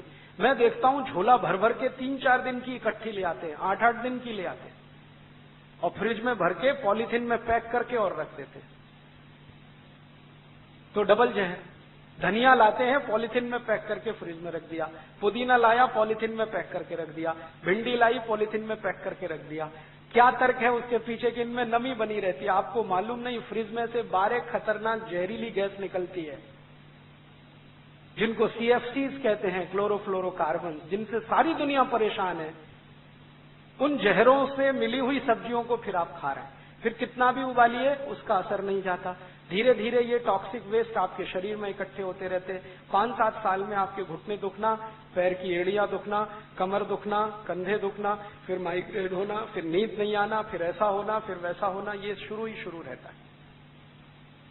और मैं किसी को समझाऊं कि भाई अगर आपको स्वस्थ रहना है तो ये फ्रिज निकाल दो घर में, अरे क्या बात कर रहे हैं राजीव भाई, वो 5,000 का फ्रिज रख के 50,000 खर्च करेंगे दवा पे, लेकिन उसको 5,000 के फ्रिज को निकाल के फेंकेंगे नहीं, क्योंकि स्टेटस सिंबल है जी। और अब तो एक और खतरनाक काम शुरू हुआ है कि उसमें पानी भर भर के और रख देते, वो पीते और दूसरों को भी पिलाते। ये यूरोप के लोगों की सबसे बड़ी समस्या है, चिल्ड वाटर। वो ठंडा पानी पीते, परिणाम पता है, वो सवेरे 2-2 घंटे टॉयलेट में बैठे रहते। और उनका ठंडा पानी तो मजबूरी है, क्योंकि बर्फ गिर रही है तो पानी ठंडा होने ही वाला है। हमारी क्या मजबूरी है? कोई नहीं, हम तो ठंडा बना बना के पी रहे हैं। कई घरों में माताओं को मैंने देखा है, आटा गूंद के फ्रिज में भर के रख देते हैं, सवेरे का शाम को, शाम का अगले दिन सवेरे, अगले दिन का तीसरे दिन, तीसरे दिन का चौथे दिन, ये चक्कर चलता ही रहता है। और आटे के बारे में भी आयुर्वेद ये कहता है कि अगर आटे को गूंद लिया है तो 30 मिनट के अंदर उसे खत्म होना ही चाहिए, नहीं तो कीटाणु बनना, जीवाणु बनना शुरू हो जाता है। आप जैन दर्शन मानते हैं और रोज करोड़ों जीवों की हत्याएं करते हैं उसी आटे के चक्कर। वो आटा शरीर के तो काम का है ही नहीं, धर्म के भी विरुद्ध है। अब रोज जीव हत्या करते हैं, पाप चढ़ता रहता है, फिर उसको उतारने के लिए सामयिक और प्रतिक्रमण करने बैठ जाते हैं। फिर एक दिन पाप की गठरी बढ़ाते हैं, फिर सामयिक कर लेते हैं, फिर पाप की, ये तो चक्कर चलने ही वाला है। तो अगर अष्टांग हृदय के इस सूत्र को आप माने और समझें, अष्टांग हृदय कहता है कि जिस भोजन को सूर्य का प्रकाश ने स्पर्श नहीं किया हो और पवन ना मिला हो, उसको कभी मत खाइए, वो जहर है। तो आप कोशिश करिए, अपने घर का फ्रिज निकाल दीजिए। मैं आपसे अभी बोलता हूं 50% बीमारियां फ्रिज के साथ निकल जाएंगी। दूसरी हमसे क्या गलती हो रही है, हमने अपने घर का नाश्ता ऐसा बनाया जो यूरोप और अमेरिका में मजबूरी में खाया जाता। मैंने कहा ना, पाव रोटी, डबल रोटी, बिस्किट, अब हमने घर में शौक से लाना शुरू किया। ज्यादातर घरों में ब्रेड पकौड़े नाश्ते में मैं देखता हूं, या ब्रेड का कोई ना कोई प्रिपरेशन नाश्ते में मिलता है। पूछो, कहते हैं बहुत इजी है। इजी तो इडली भी है, सांभर भी है, उत्तपम भी है, रसम भी है, डोसा भी है, और हलवा से ज्यादा इजी कोई चीज नहीं। सबसे सुरक्षित, सबसे पौष्टिक हलवा के बारे में आप जानते हैं? मेरे पास कोई ऐसा पेशेंट आ जाए जो ऑपरेशन करा के आया हो अभी घंटे भर पहले, मैं उसको कह सकता हूं कि घी का हलवा खा लो, इतना सुरक्षित है। उस पेशेंट को रोटी नहीं खिलाई जा सकती, दाल नहीं खिलाई जा सकती, चावल नहीं खिलाया जा सकता, कम से कम 15 दिन। लेकिन मैं उसको ये जरूर कह देता हूं कि ऑपरेशन खत्म होते ही जैसे ही होश आए हलवा बना के खिला देना, देशी गाय के घी का, क्योंकि वो हीलिंग में बहुत मदद करता है। तो हलवा से ज्यादा तो कोई भी हमारे पास डिश नहीं है जो 5 मिनट में बन सके, लेकिन वो हलवा गायब हो रहा है धीरे धीरे। पाव रोटी आ गई, डबल रोटी आ गई, बिस्किट आ गया, घर में नूडल्स आ गए, और सवेरे के नाश्ते में ये जरूर है। और आयुर्वेद कहता है कि सवेरे का नाश्ता ही सबसे ज्यादा मजबूत होना चाहिए, उसी में भरपेट हम पाव रोटी, डबल रोटी खिलाना। कभी कभी बच्चों का बहाना बना देते हैं, जी खाते नहीं वो, आपने खिलाने की आदत नहीं डाली तो वो खाएंगे क्यों? यहां से ही हमारी जिंदगी की गड़बड़ी शुरू हो रही है। और ये सड़े मैदे की पाव रोटी, डबल रोटी आप जितनी खाएंगे कब्जियत उतनी ही बढ़ेगी। कब्जियत बढ़ेगी तो शरीर की बीमारियां बढ़ने वाली हैं। 103 बीमारियां होती हैं, ये ध्यान रखिए। आज मेरे पास सुविधा नहीं है, अगर एलसीडी प्रोजेक्टर होता तो मैं आपको यहां दिखाता। एलसीडी है?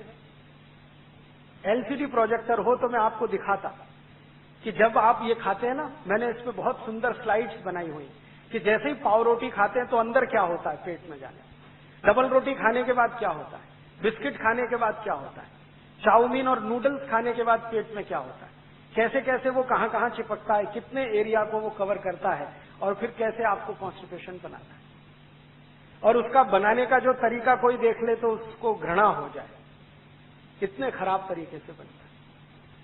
तो मेरी आपको छोटी सी विनती है कि अगर आप स्वस्थ रहना चाहते हैं, तंदुरुस्त रहना चाहते हैं, तो अपने जीवन में अष्टांग हृदय के दिए हुए सूत्रों का पालन करें।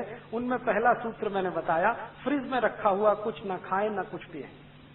फिर आप बोलेंगे जी कि क्या खाएं क्या पिएं? जो चीज फ्रिज में नहीं रखी हो और जिसको पवन स्पर्श भरपूर हुआ हो और जिसको सूर्य का प्रकाश भी मिल गया हो उसको खाइए। माने हर चीज ताजा बना के खाइए, फ्रिज में रखी हुई मत खाइए। फ्रिज में दूध रखना भी बंद कर दीजिए, दही भी मत रखिए, इनको बाहर ही रखिए ना। तो आपके जीवन में स्वास्थ्य अपने आप आता चला जाए। दूसरा एक नियम है, आयुर्वेद का नियम है, अष्टांग हृदय का भी वो नियम है, और सभी ऋषि ऐसा बोलकर गए हैं कि जो जिंदगी स्वस्थ रखनी है तो ठंडा पानी मत पीजिए, पानी गर्म करके पीजिए, कम से कम उतना गर्म हो जितना गर्म आपका शरीर है, क्योंकि गर्म पानी शरीर को बहुत तरह से सफाई कर देता है, टॉक्सिक वेस्ट को शरीर के बाहर निकाल के फेंकता है, पचने में भी मदद करता है, शरीर के पूरे तंत्र को व्यवस्थित रखता है। हल्का गुनगुना पानी, ज्यादा गर्म भी नहीं, ज्यादा ठंडा भी नहीं। दूसरा ये नियम है। तीसरा ये नियम है कि आप जो भी खाना खाइए ताजा खाइए, खाना चबा चबा के खाइए, क्योंकि भारत में चबाने का बहुत महत्व है, यूरोप में नहीं है। यूरोप में क्या है ना, ठंडी है, मैंने आपको बोला ना ठंडी है, तो ये जो जबड़े हैं ना ये फ्लेक्सिबल नहीं, तो ज्यादा चबा नहीं सकते, तो जो भी कुछ है जल्दी जल्दी निगल निगल के खाते हैं वो। हमारे तो जबड़े बहुत फ्लेक्सिबल हैं, तो हमको तो चबा चबा के खाना है। और यूरोप में एक और मुश्किल है कि उनके जो मसूड़े हैं ना बहुत कड़े हैं, और कड़े मसूड़ों को साफ करना वो ब्रश से ही संभव है, हार्ड है बहुत, तो वो ब्रश करते हैं। आप मत उनकी नकल करिए, आपके मसूड़े तो बहुत सॉफ्ट हैं, इतने सॉफ्ट हैं कि थोड़ा भी ब्रश आड़ा तिरछा चल गया तो खून ही खून निकलेगा। तो उनकी नकल करके टूथब्रश मत करिए। फिर क्या करें, दंतमंजन है हमारे पास, और अगर ब्रश ही करना है तो नीम के दातुन से अच्छा कोई नहीं, क्योंकि उसके ब्रसल्स बहुत सॉफ्ट होते हैं, प्लास्टिक के ब्रश के ब्रसल्स की तुलना में वो बहुत सॉफ्ट है। तो दातुन करना शुरू कर दीजिए, दंतमंजन करिए तो दांत अच्छे रहेंगे, मसूड़े भी अच्छे रहेंगे। पानी कभी भी ठंडा मत पीजिए, तो दांत सुरक्षित रहेंगे, गला भी सुरक्षित रहेगा, पेट भी अच्छा रहेगा। हमेशा गुनगुना पानी पीजिए। और आप तो अगर जैन दर्शन मानते हैं, जैन धर्म मानते हैं, तो आप जानते हैं कि ज्यादा देर रखा हुआ पानी भी मत पीजिए, क्योंकि उसमें जीव वृद्धि होती है। तो ताजा पानी बना के पीते रहिए। ताजा पानी बना के माने हर समय हल्का गुनगुना करके पीते रहिए। चौथा नियम यह है स्वस्थ रहना, निरोगी रहना, कि खाना खाइए तो खूब अच्छे से चबाइए, क्योंकि आपके मसूड़े तो फ्लेक्सिबल है, यूरोप में नहीं है। और इतनी बार चबाइए जितने दांत हैं आपके। एक दिन शीशे के सामने खड़े होकर अपने अपने दांत गिन लीजिए। किसी को 32 होंगे, किसी को 30 होंगे, किसी को 28 होंगे। तो रोटी का एक टुकड़ा मुंह में डाला तो उतनी बार चबाइए, जैसे 32 दांत हैं तो 32 बार चबाइए, 30 हैं तो 30, 28 हैं तो 28। खूब चबा के खाना खाइए। आयुर्वेद कहता है खाने को इतना चबाइए कि लार के साथ खाना मिले और पानी की तरह से उतर जाए, तो जिंदगी में कभी कोई बीमारी आने की संभावना नहीं। फिर ऐसे ही नियम है एक छोटा सा कि पानी पीजिए तो घूट घूट भर के पीजिए, जैसे गर्म दूध पीते वैसे पानी पीजिए, सिप करके पानी पीजिए, ताकि ज्यादा लार शरीर में जाए। लार जो है ना, वात पित्त कफ तीनों को संतुलित रखती है। तो घूट घूट पानी पिएंगे तो बहुत लार जाएगी, गट गट गट गट पिएंगे तो बहुत थोड़ी सी जाएगी। एक स्वस्थ मनुष्य को जिंदगी भर स्वस्थ रहना हो तो हर दिन 4.5 से 5 लीटर लार की आवश्यकता है। वो सिप करके ही संभव है। और आप आज से ये शुरू करिए सिप करके पानी पीना, तीसरे दिन से आपको रिजल्ट मिलेगा। जिनको भी एड़ियों में दर्द है ना, 3 दिन में गायब हो जाए। अगर घुटने में दर्द है ना, 6-7 दिन में ठीक हो जाए। कोई भी जॉइंट पेन है, 12-13 दिन में चला जाए। कितनी भी भयंकर संधिवात हो, सिप करके पानी पीजिए। और एक सिप में उतना ही पानी लीजिए, 1 चम्मच के बराबर। उसको थोड़ी देर मुंह में घुमाइए, फिर पीजिए। अगर आपका वजन बहुत बढ़ गया है तो महीने 1.5 महीने में ही 5-6 किलो कम हो जाएगा अपने आप, बिना कोई दवा खाए, सिप करके पानी पीने। अभी थोड़े दिन पहले मेरा एक दोस्त अमेरिका से लौटा है, उसका 140 किलो वजन हो गया था। तो उसको अमेरिका की जिस कंपनी में नौकरी करता था निकाल दिया, क्योंकि वहां नौकरी से निकालने में 1 मिनट लगता है किसी को। वहां जॉब कभी भी सुरक्षित नहीं है, सिक्योरिटी नहीं। निकाल दिया और उसको एक्सप्लेनेशन दिया कि हम आदमी को नौकरी पे रखते हैं, हाथी के बच्चे को नहीं रखते। 140 किलो का। अब वो बेचारा बहुत घूमा, ये डॉक्टर वो डॉक्टर, ये हॉस्पिटल, वजन कम हो जाए, किसी तरह से नहीं हुआ। अब आ गया भारत। एक दिन तो वो जॉन हॉपकिंस में चला गया, तो वहां बोला कि आपकी ऊपर से कुछ खाल चीर देंगे हम, वजन कम हो जाएगा, मांस काट के निकाल देंगे। अब वो कहे अरे मुझे तो ये नहीं कराना, वापस आ गया। बेंगलोर में रहता है। एक दिन कहने लगा राजीव भाई आप कुछ बताओ। मैंने कहा कुछ मत करो, पानी गुनगुना पियो और सिप करके पियो। अभी 9 महीने से वो ऐसा ही कर रहा है। अब वजन उसका 70 किलो, बिना कोई दवा के, बिना किसी एक्सरसाइज के, बिना किसी योग, बिना किसी प्राणायाम के, खाली सिप करके पानी पीने का ये चमत्कार। तो आप बहुत सारी बीमारियां इसी से ठीक कर सकते हैं। आपने देखा है कुत्ता कैसे पानी पीता है? कुत्ते को सुना कभी डायबिटीज होता है? कभी नहीं होता। चिड़िया होती है ना, चिड़िया कैसे पानी पीती है?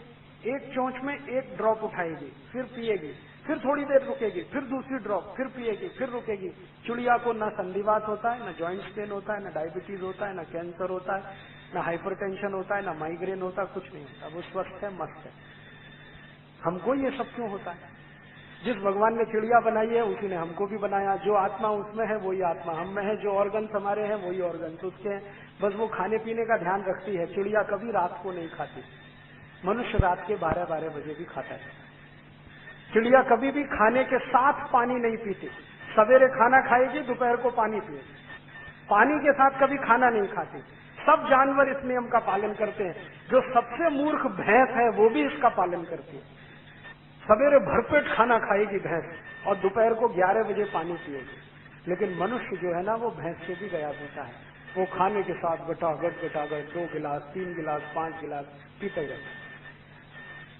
आयुर्वेद में ये सूत्र है, भोजनांते विषम वारी, माने भोजन के अंत में पानी पिया तो विष पी लिया आपने। तो आप भोजन के बाद पानी मत पीजिए, 1-1.5 घंटे के बाद पीजिए। पानी सिप करके पीजिए, हल्का गुनगुना पानी पीजिए।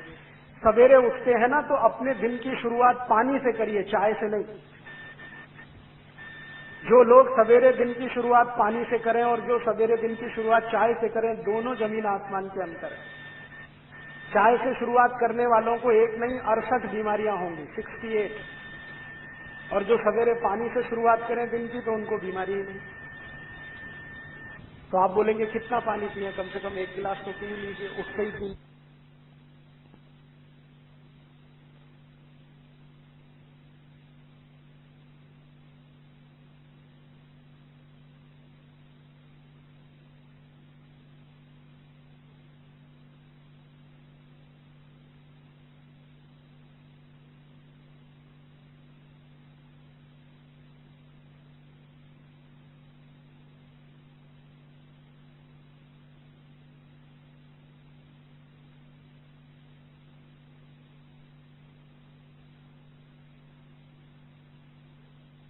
ही क्या होता है, इंटेस्टाइन साफ हो जाते हैं। दोनों, बड़ी और छोटी आंत दोनों साफ होती है। और दोनों आंत अगर साफ है रोज, तो आप चिंता मत करिए, जिंदगी में कुछ होने वाला नहीं है। मैं पिछले 18 साल से बीमार नहीं पड़ा, आज तक किसी डॉक्टर के पास नहीं गया, आधी गोली भी नहीं खाई मैंने, एक इंजेक्शन भी नहीं लगाया। चिकनगुनिया पिछले साल भर से भारत में फैल रहा है, 70,000 मरीजों का मैं इलाज किया हूं, अभी तक मुझे चिकनगुनिया नहीं हुआ। कर्नाटक में मैंने किया, महाराष्ट्र में किया, गुजरात में, अब राजस्थान में भी किया। सब लोग मुझे यही पूछते हैं आप कौन सी दवा खाते हैं, वही हमें बता दो। मैं उनसे कहता हूं मैं दवाई नहीं खाता, लेकिन मैं आयुर्वेद के सभी नियमों का बहुत कट्टरता से पालन करता हूं। सवेरे उठने पर पानी नहीं मिला तो उतनी देर में टॉयलेट में नहीं जाता, मिलेगा पानी तभी जाऊंगा। और उठते ही पानी पीता हूं, मुंह भी नहीं धोता, दांत भी साफ नहीं करता, रात को दांत साफ करके सो जाता हूं। पानी कभी भी पीता हूं सिप करके पीता हूं, और ठंडा पानी बर्फ डाला हुआ कभी नहीं पीता। खाने के हमेशा 1-1.5 घंटे बाद पानी पीता हूं, कभी कभी 2 घंटे बाद भी पीता हूं। ये छोटे छोटे नियम का पालन मैं करता हूं, 18 साल से मैं स्वस्थ हूं, आप भी हो सकते हैं। मैं बस इतना ही है, यूरोप की नकल नहीं करता किसी का, अमेरिका की नकल नहीं करता। वो ये कर रहे हैं तो मैं भी ये करूं, ये मैं कभी नहीं करता। पहले मैं बहुत सोचता हूं कि ये करना है नहीं करना है, अपने लिए काम का है नहीं काम का है। ये सब सोच विचार के अगर जीवन में आप फैसले लेना शुरू करें, मुझे नहीं लगता कि आप बीमार पड़े।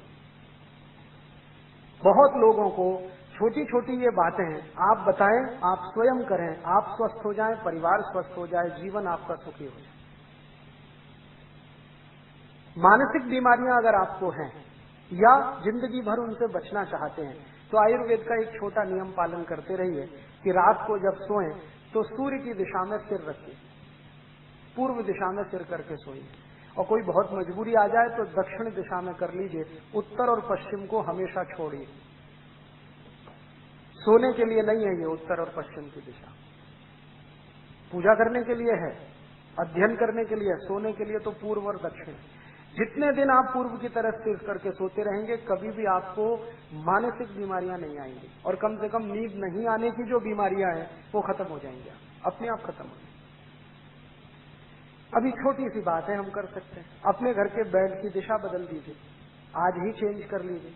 अगर बेड आपका फिक्स है तो उसको आज चेंज कर लीजिए, नहीं तो जमीन पे सोए तो फ्लेक्सिबल है, जब चाहें दिशा बदल सकते हैं। और 2-3 छोटी छोटी बातें हैं कि आप कभी भी खाना खाएं तो यूरोप और अमेरिका की नकल करके मत खाइए, जैसे कुर्सी मेज पे बैठ के स्टैंडिंग पोजीशन में। आप कहीं जाते हैं शादी ब्याह बारात में, बुफे सिस्टम है, तो पागल मत बनिए। आप अपना खाना थाली में निकालिए, कहीं आराम से कोने में बैठ के खाइए। इसमें कोई हम छोटे होने वाले नहीं। हमको ये शर्म आती है कि सब खड़े होके खा रहे हैं, हम नहीं खाएंगे तो हम उनको मूर्ख तो वो हैं। आप कम से कम उन मूर्खों में इंटेलिजेंट रहिए।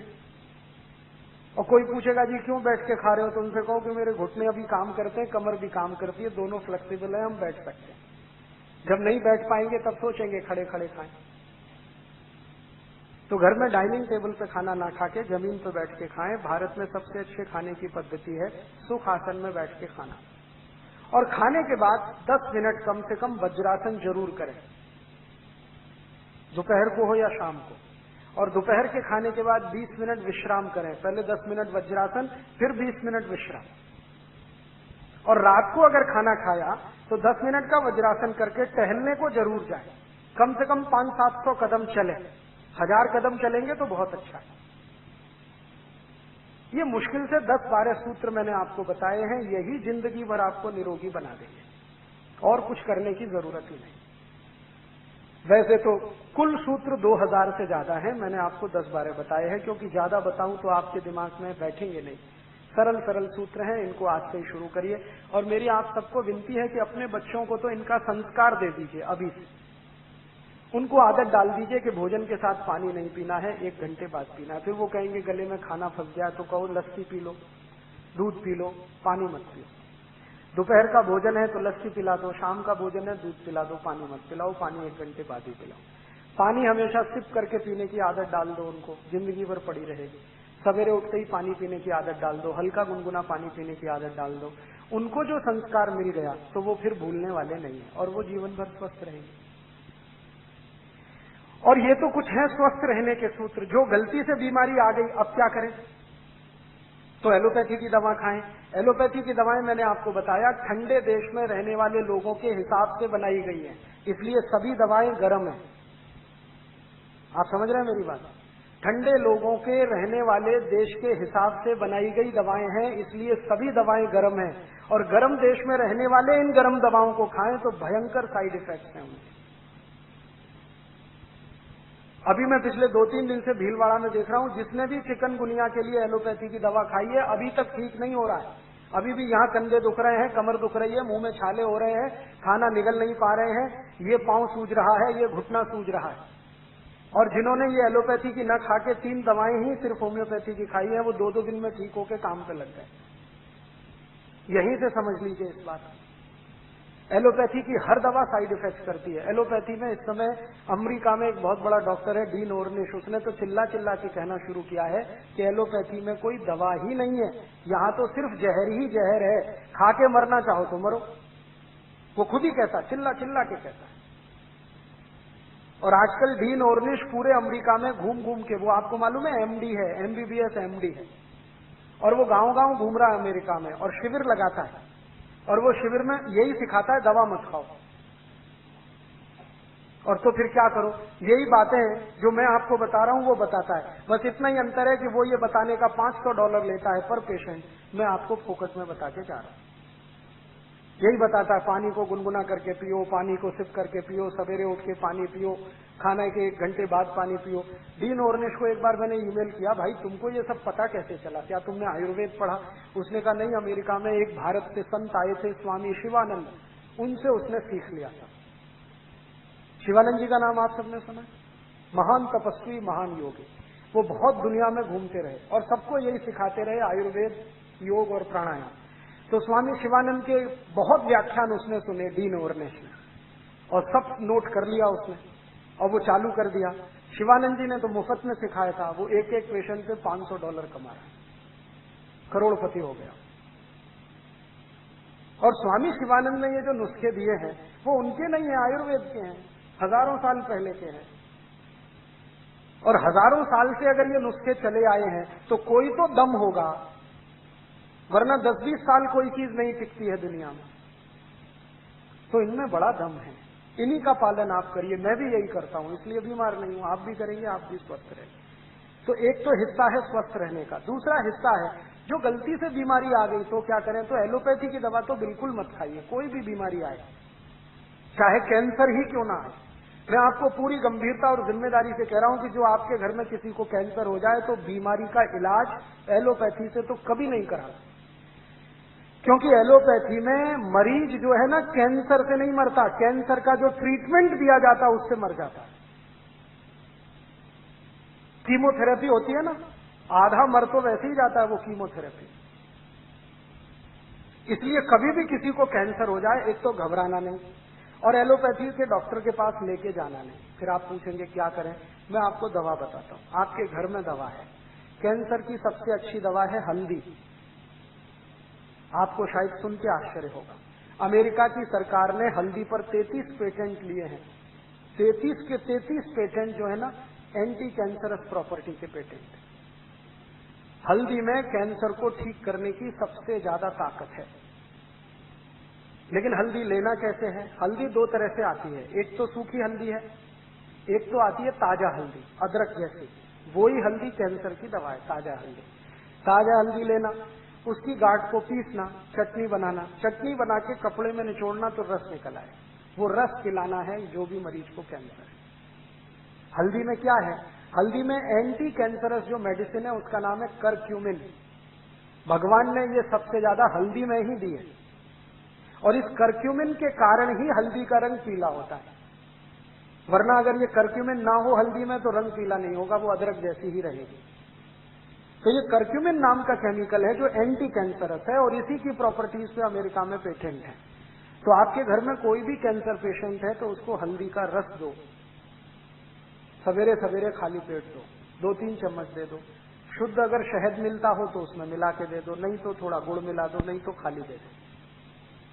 और उसके साथ और एक चीज अगर दे सकें, देशी गाय का मूत्र, क्योंकि देशी गाय के मूत्र में भी वही प्रॉपर्टी है जो हल्दी में, उसमें भी गुणधर्म एक ही। तो देशी गाय का मूत्र आधा कप और हल्दी का रस 2-3 चम्मच सुबह सुबह 1 घंटे के अंतर पे जो आपने दिया, आप देखना इतना अद्भुत परिणाम आता है। कई गले के कैंसर के मरीज मैंने सिर्फ यही 2 दवा से ठीक किए। गले के कैंसर के, पेट के कैंसर के, बहुत आसानी से ठीक है।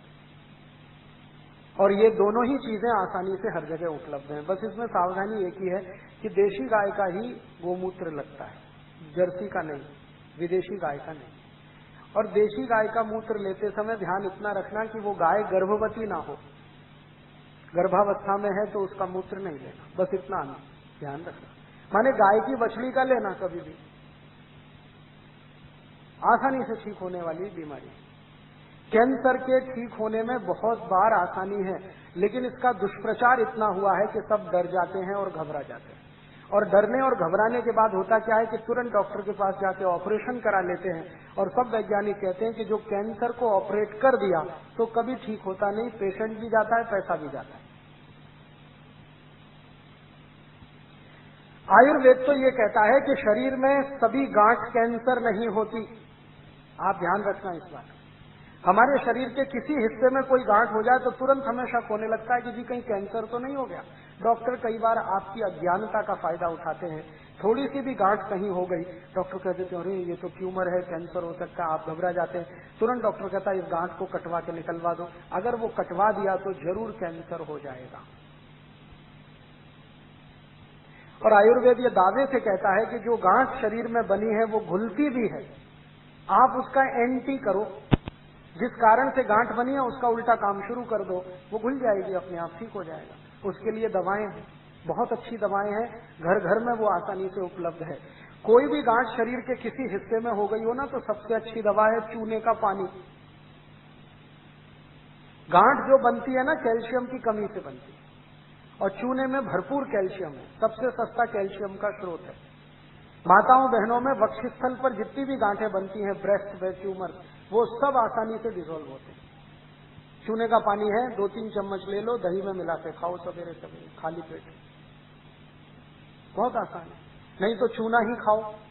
अब चूना खाने का तरीका क्या है? पान में चूना लगा के खा लो, दही में चूना मिला के खा लो, पानी में चूना मिला के पी लो, ये सब तरीके हैं। लेकिन करना है ये सब सवेरे सवेरे। आयुर्वेद की सभी दवाएं खाली पेट सबसे ज्यादा काम करती है। अब तीसरी बीमारी बताता हूं, डायबिटीज हो गई, बहुत हो रहा है आजकल गांव-गांव।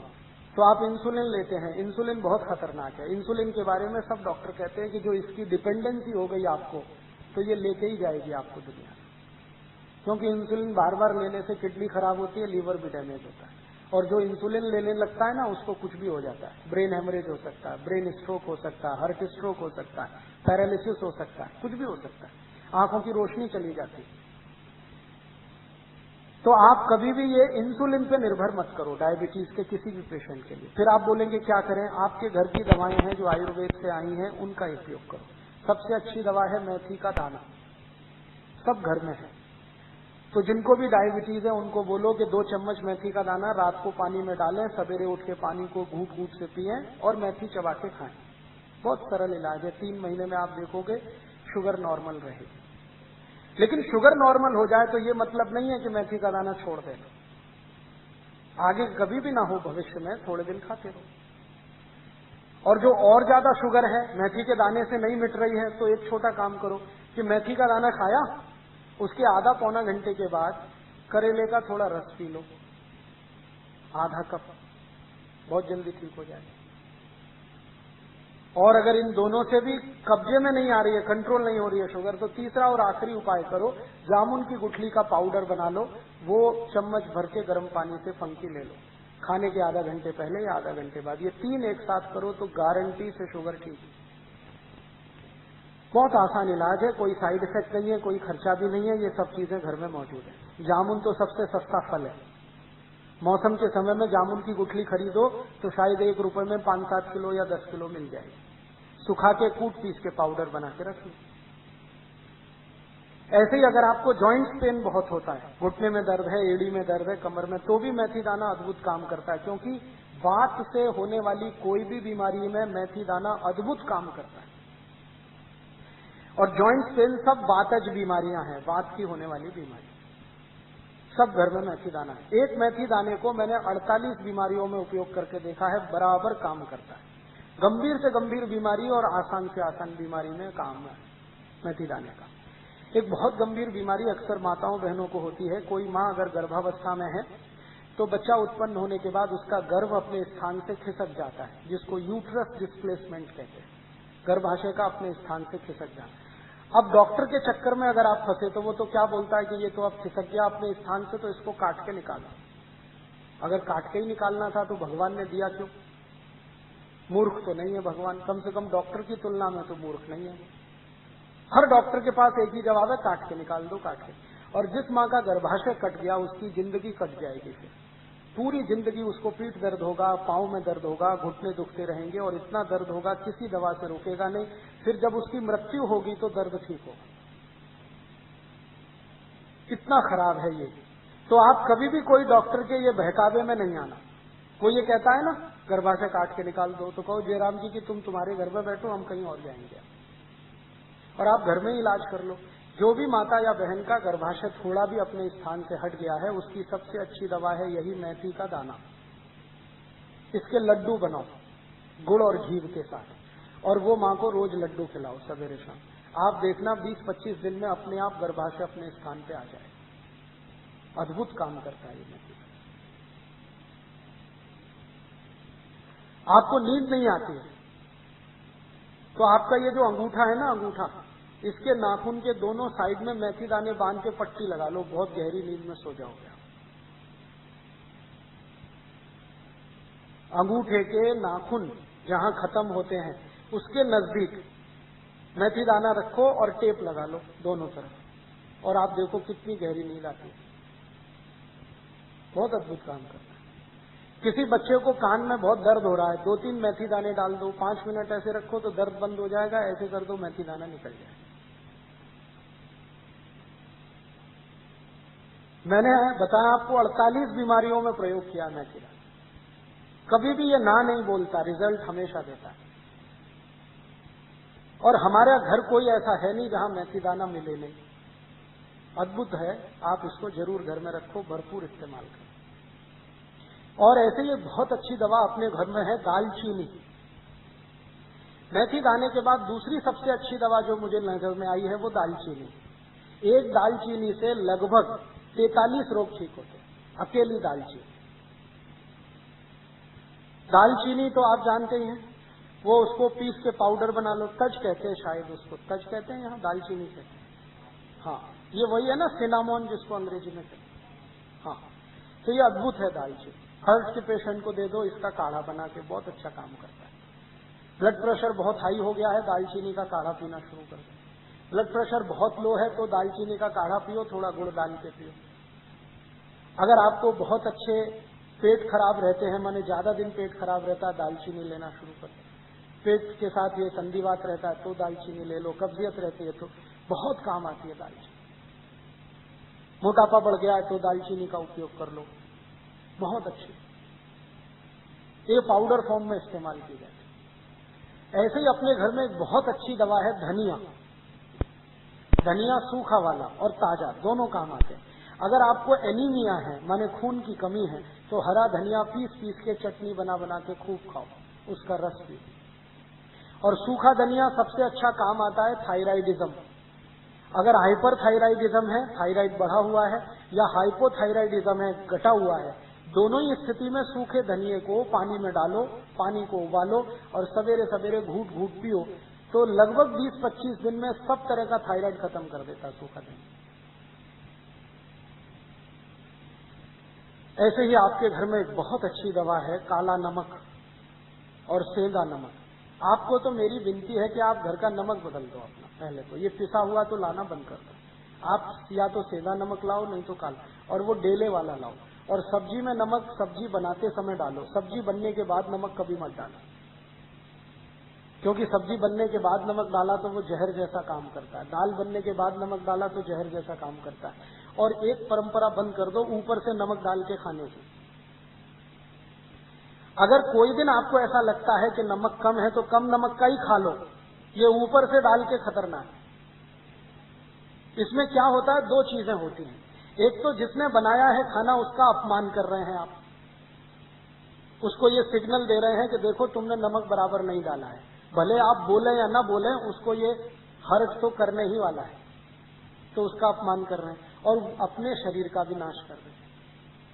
तो ऊपर से नमक डाल के तो खाना बिल्कुल बंद कर दो। थाली में नमक रख के बैठना, नमक जितना डालना है सब्जी बनते समय माने उबलना चाहिए, नमक डलने के बाद उसमें उबाल आना चाहिए। ऐसे ये बुरक के खाना ये तो बहुत खराब है। जैसे हम सलाद पे कई बार नमक बुरक के खाते हैं, ये बंद कर दो। अगर कोई मजबूरी ही है, बुरक नहीं है, तो वो काला नमक थोड़ा बुरक लो, और ये सफेद वाला तो बिल्कुल नहीं। तो इन चीजों से आप बहुत इलाज कर सकते हैं। नमक बदल दो, आपकी बहुत बीमारी चली जाएगी। और एक दो छोटी बातें बताता हूं कि आपके घर में कुछ ऐसी औषधियां हैं जिनको दुनिया भर के लोगों ने आज मान्यता दे दी है। वो उसमें से एक है तुलसी। अगर तुलसी आपके घर में है, श्याम तुलसी घर में है जिसके पत्ते गहरे हरे होते हैं, तो आपके घर में सब बीमारियों का इलाज है। इस तुलसी के पत्ते का काढ़ा बना के जो भी पी लेगा उसको कभी चिकनगुनिया हो नहीं सकता, ये गारंटी मैं देता हूं। और चिकनगुनिया ठीक होने के बाद जो सब शिकायतें हो रही है ना, अभी दर्द नहीं जा रहा है, कमजोरी नहीं जा रही है, एक ही दिन तुलसी का काढ़ा पी लो तो सब चला जाए। तुलसी जो है ना एंटीपायरेटिक है, माने बुखार से होने वाली तकलीफों की सबसे अच्छी दवा है तुलसी। कभी भी बुखार आ जाए तुलसी का काढ़ा कभी भी दो, भूलो ही मत। ज्यादा तेज बुखार हो तो तुलसी के काढ़े में अदरक का रस मिलाओ, नहीं तो सौंठ का पाउडर मिलाओ। और ज्यादा तेज बुखार है तो इसमें पीपर मिलाओ, छोटी पीपर मिलाओ। और ज्यादा तेज बुखार है तो नीम की गिलोय मिला लो, या नीम के पेड़ की छाल का पाउडर मिला लो। कितना भी तेज बुखार खत्म होता है। लेकिन मेन है इसका तुलसी, बेस है तुलसी। होम्योपैथी में दवाएं तुलसी से बहुत हैं, आयुर्वेद में तो अद्भुत दवाएं हैं तुलसी। इसका भरपूर इस्तेमाल आप अपने घर में करिए, जैसे जैसे कर सकते हैं। आप में से कई लोग आश्चर्य करेंगे, मैंने स्किन डिसीज तुलसी से ठीक किए। त्वचा के रोग, सोराइसिस, इचियोसिस, एक्जिमा, 20-20 साल पुरानी बीमारियां त्वचा की तुलसी के रस से ठीक होती। अद्भुत है तुलसी, आप रखो इसको घर में बराबर। और ऐसी तुलसी के जैसी ही एक बहुत अच्छी चीज है पुदीना, वो भी बने तो गमले में कर लो घर में। और इन दोनों से बराबर ही अच्छी एक चीज है एलोवेरा, ग्वारपाठा, जरूर रखो अपने घर में। ग्वारपाठे का रस अद्भुत काम करता है, त्वचा की बीमारियों में काम करता है, पेट साफ करने में काम आता है। कान में कितना भयंकर दर्द हो, ग्वारपाठे का रस थोड़ा गर्म करके एक ही बूंद टपकाओ, 3 सेकंड में दर्द खत्म कर देता है, विद इन 3 सेकंड। इंजेक्शन से भी तेज गति से काम करता है। किसी स्त्री और पुरुष को नपुंसकता की शिकायत हो, ग्वारपाठा बिल्कुल ठीक कर देता, कंप्लीट क्योर करता है। शरीर को ताकत बढ़ानी हो, बहुत कमजोरी लग रही हो तो ग्वारपाठा अद्भुत काम करता है। बाल बहुत झड़ते हो, गुच्छे के गुच्छे निकलते हो, ग्वारपाठे का रस बाल में लगाओ, जैसे तेल लगाते हैं, 1 घंटे के बाद धो लो तो बाल झड़ना बंद करा देता है। बाल ज्यादा काले रखने हैं तो ग्वारपाठा सप्ताह में 1 दिन लगाते ही रहो रस के रूप में, अद्भुत काम करता है। आंखों की रोशनी बढ़ानी हो तो ग्वारपाठे को इस्तेमाल कर सकते हैं, पीने के रूप में ले सकते हैं। बच्चों को फोड़े फुंसियां बहुत होती हैं, 1-1 चम्मच ग्वारपाठे का रस 3-4 दिन पिला दो तो सब फोड़े फुंसियां होना बंद। गर्मियों में घमौरियां बहुत हो जाती हैं तो ग्वारपाठे का इस्तेमाल कर सकते हैं। मनुष्यों में, पुरुषों को एक बहुत खराब बीमारी होती है, उसको बार्बर इचिंग कहते हैं। दाढ़ी बनाओ ना, उसके बाद लाल लाल फुंसियां हो जाती हैं, उनको बोलो कि ग्वारपाठे का रस लगा के फिर शेविंग करें तो कभी ये तकलीफ नहीं आती। बहुत अच्छी दवा है, घर में है, आप लगा सकते हैं। घर में भी हो सकता है, खेतों में भी हो सकता है। एक दिन मैंने ये सब गिना तो 108 दवाएं हमारे रसोई में हैं, 108, और इनसे हर बीमारी ठीक हो सकती है। कहीं घर के बाहर जाने की जरूरत ही नहीं है। और मैं तो सबको चिल्ला चिल्ला के कहता हूं कि आप बीमारी से नहीं, डॉक्टर से बचो। बीमारी खतरनाक नहीं है, डॉक्टर खतरनाक। एक बीमारी से दूसरे में फंसाएंगे, दूसरे से आपको तीसरे में ले जाएंगे, ठीक ही नहीं होने देंगे। और आजकल डॉक्टर जो दवाएं आपको खिलाते हैं ना, वो दवा अपनी मां बहन को कभी नहीं खिला सकते, ऐसी दवाएं आपको खिला देते हैं। जिन दवाओं पर कोई क्लिनिकल ट्रायल्स नहीं हुए हैं, जिन दवाओं को किसी ने अप्रूव भी नहीं किया है, उनको धड़ल्ले से प्रिस्क्राइब करते हैं, क्योंकि कमीशन मिलता है। और ये कमीशन खोरी इतना बढ़ गया है कि अब अच्छा डॉक्टर चिराग लेके ढूंढने निकलो तो कोई एक मिले, मुश्किल से एक मिले। इसलिए आप इनसे अगर बचे रहें तो आपकी जिंदगी बहुत सुरक्षित रहने वाली है। तो ये छोटी छोटी कुछ बातें मैंने आपसे कही, आप इनका पालन करें। एक तो हमारा आयुर्वेद का हिस्सा है, स्वस्थ कैसे रहें उसके कुछ सूत्र मैंने बताए। एक तो बीमारी आ गई तो अपने घर से उसका कैसा इलाज करें। कोई बीमारी ऐसी नहीं जिसका रसोई से इलाज ना हो सके, और अगर बहुत अधिक जरूरत पड़ेगी तो रसोई से 2-4 कदम ही आगे जाना पड़ेगा। कोई ना कोई वृक्ष, कोई ना कोई पौधा, कोई ना कोई फल ऐसा है जो आपकी सब बीमारियों को ठीक करेगा। मैं बताना भूल गया, ये जो मेथी का दाना है सभी गाइनिक प्रॉब्लम्स में बेस्ट मेडिसिन, सभी गाइनिक प्रॉब्लम। आपको मेंसेस से जुड़ी हुई जितनी भी तकलीफें होती हैं, आप मेथी दाना लेना शुरू कर दीजिए, आप भूल जाएंगे कि वो कोई तकलीफ भी थी। समय से मेंसेस नहीं होता, बहुत देर से होता है, दर्द बहुत होता है, डिस्चार्ज बहुत होता है, ब्लड बहुत जाता है, या वाइट डिस्चार्ज बहुत होता है, ये सभी बीमारियों में अद्भुत काम करता है। और ऐसी ही एक और दवा है, उसको भी कभी मत भूलिए, हमेशा आप याद रखिए, शतावरी। महिलाओं की लगभग जितनी समस्याएं हैं, 23-24 हैं, सब एक ही दवा से ठीक हो सकती है, शतावरी। और शतावरी का ही बहुत सारी दवा कंपनियां उपयोग कर करके पता नहीं क्या क्या बना रही हैं महिलाओं के लिए। नारी संजीवनी बटी तो नारी, ये बटी तो नारी, वो सब शतावरी और कुछ नहीं है। अगर आप वो उनकी दवाएं लाएं तो 400-500 रुपए लीटर पड़ती हैं, घर में बनाएं तो 40 रुपए किलो में सब बन जाए। शतावरी हर जगह मिलती है, आयुर्वेद की सब दुकानों पे। लेने का तरीका बहुत सरल है कि आपको कोई भी ऐसी समस्या है जो आपके गाइनिक प्रॉब्लम के लिमिटेशंस में आती है, शतावरी का चूर्ण ले लीजिए, वो एक तरीका है। उसमें थोड़ा गुड़ मिला दीजिए, नहीं तो बूरा मिला लीजिए, बूरा सबसे अच्छा होता है। शतावरी में बूरे का कॉम्बिनेशन बहुत है। तो शतावरी का पाउडर फॉर्म रखिए एक डिब्बे में, थोड़ा बूरा मिला के पी लीजिए, माने खा लीजिए, पीछे से गर्म पानी पी लीजिए। ये सबसे आसान तरीका है। नहीं तो शतावरी को पानी में डालिए, गर्म पानी में डालिए और घोल के पानी पी जाइए, ये दूसरा तरीका है। ये दो सबसे आसान तरीके हैं। कुछ कुछ बीमारियों में शतावरी को शहद के साथ लेना पड़ सकता है, कुछ बीमारियों में शहद आप नहीं ले सकते, कुछ जैन धर्म के पालन करने वाले शहद नहीं ले सकते हैं, तो गुड़ ले लीजिए, गुड़ के साथ आप उसका उपयोग कर सकते हैं। है अद्भुत। और मैंने इसके अभी एक नए एक्सपेरिमेंट किए हैं।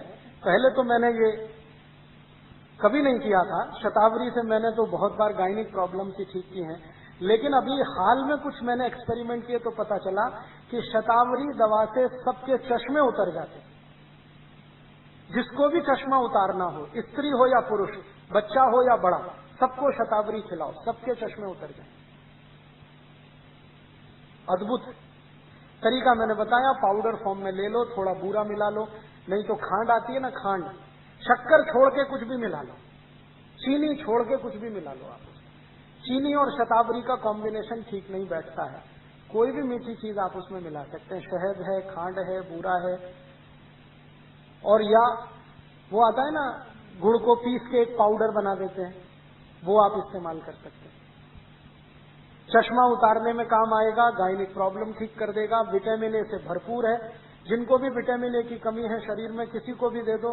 और शतावरी इतनी सस्ती औषधि है, आसानी से हो जाती है, इसका वृक्ष भी आसानी से लग जाता है, लेकिन इसके वृक्ष की जड़ ही काम में आती है। ये जो कुछ भी है ना, शतावरी की जड़ का ही चूर्ण है। पत्ते भी कभी कभी काम आते हैं, लेकिन सबसे ज्यादा जड़ काम में आती है। अगर आपके घर में थोड़ी भी कहीं जगह है, किचन गार्डन जैसा कुछ है, तो शतावरी का एक पेड़ जरूर लगा लो आप, तुलसी के 2-3 पेड़ लगा लो, एलोवेरा 2-4 जगह लगा दो, पुदीना जरूर लगा के रखो, हरा धनिया जरूर लगा के रखो और लौकी की बेल जरूर रखो।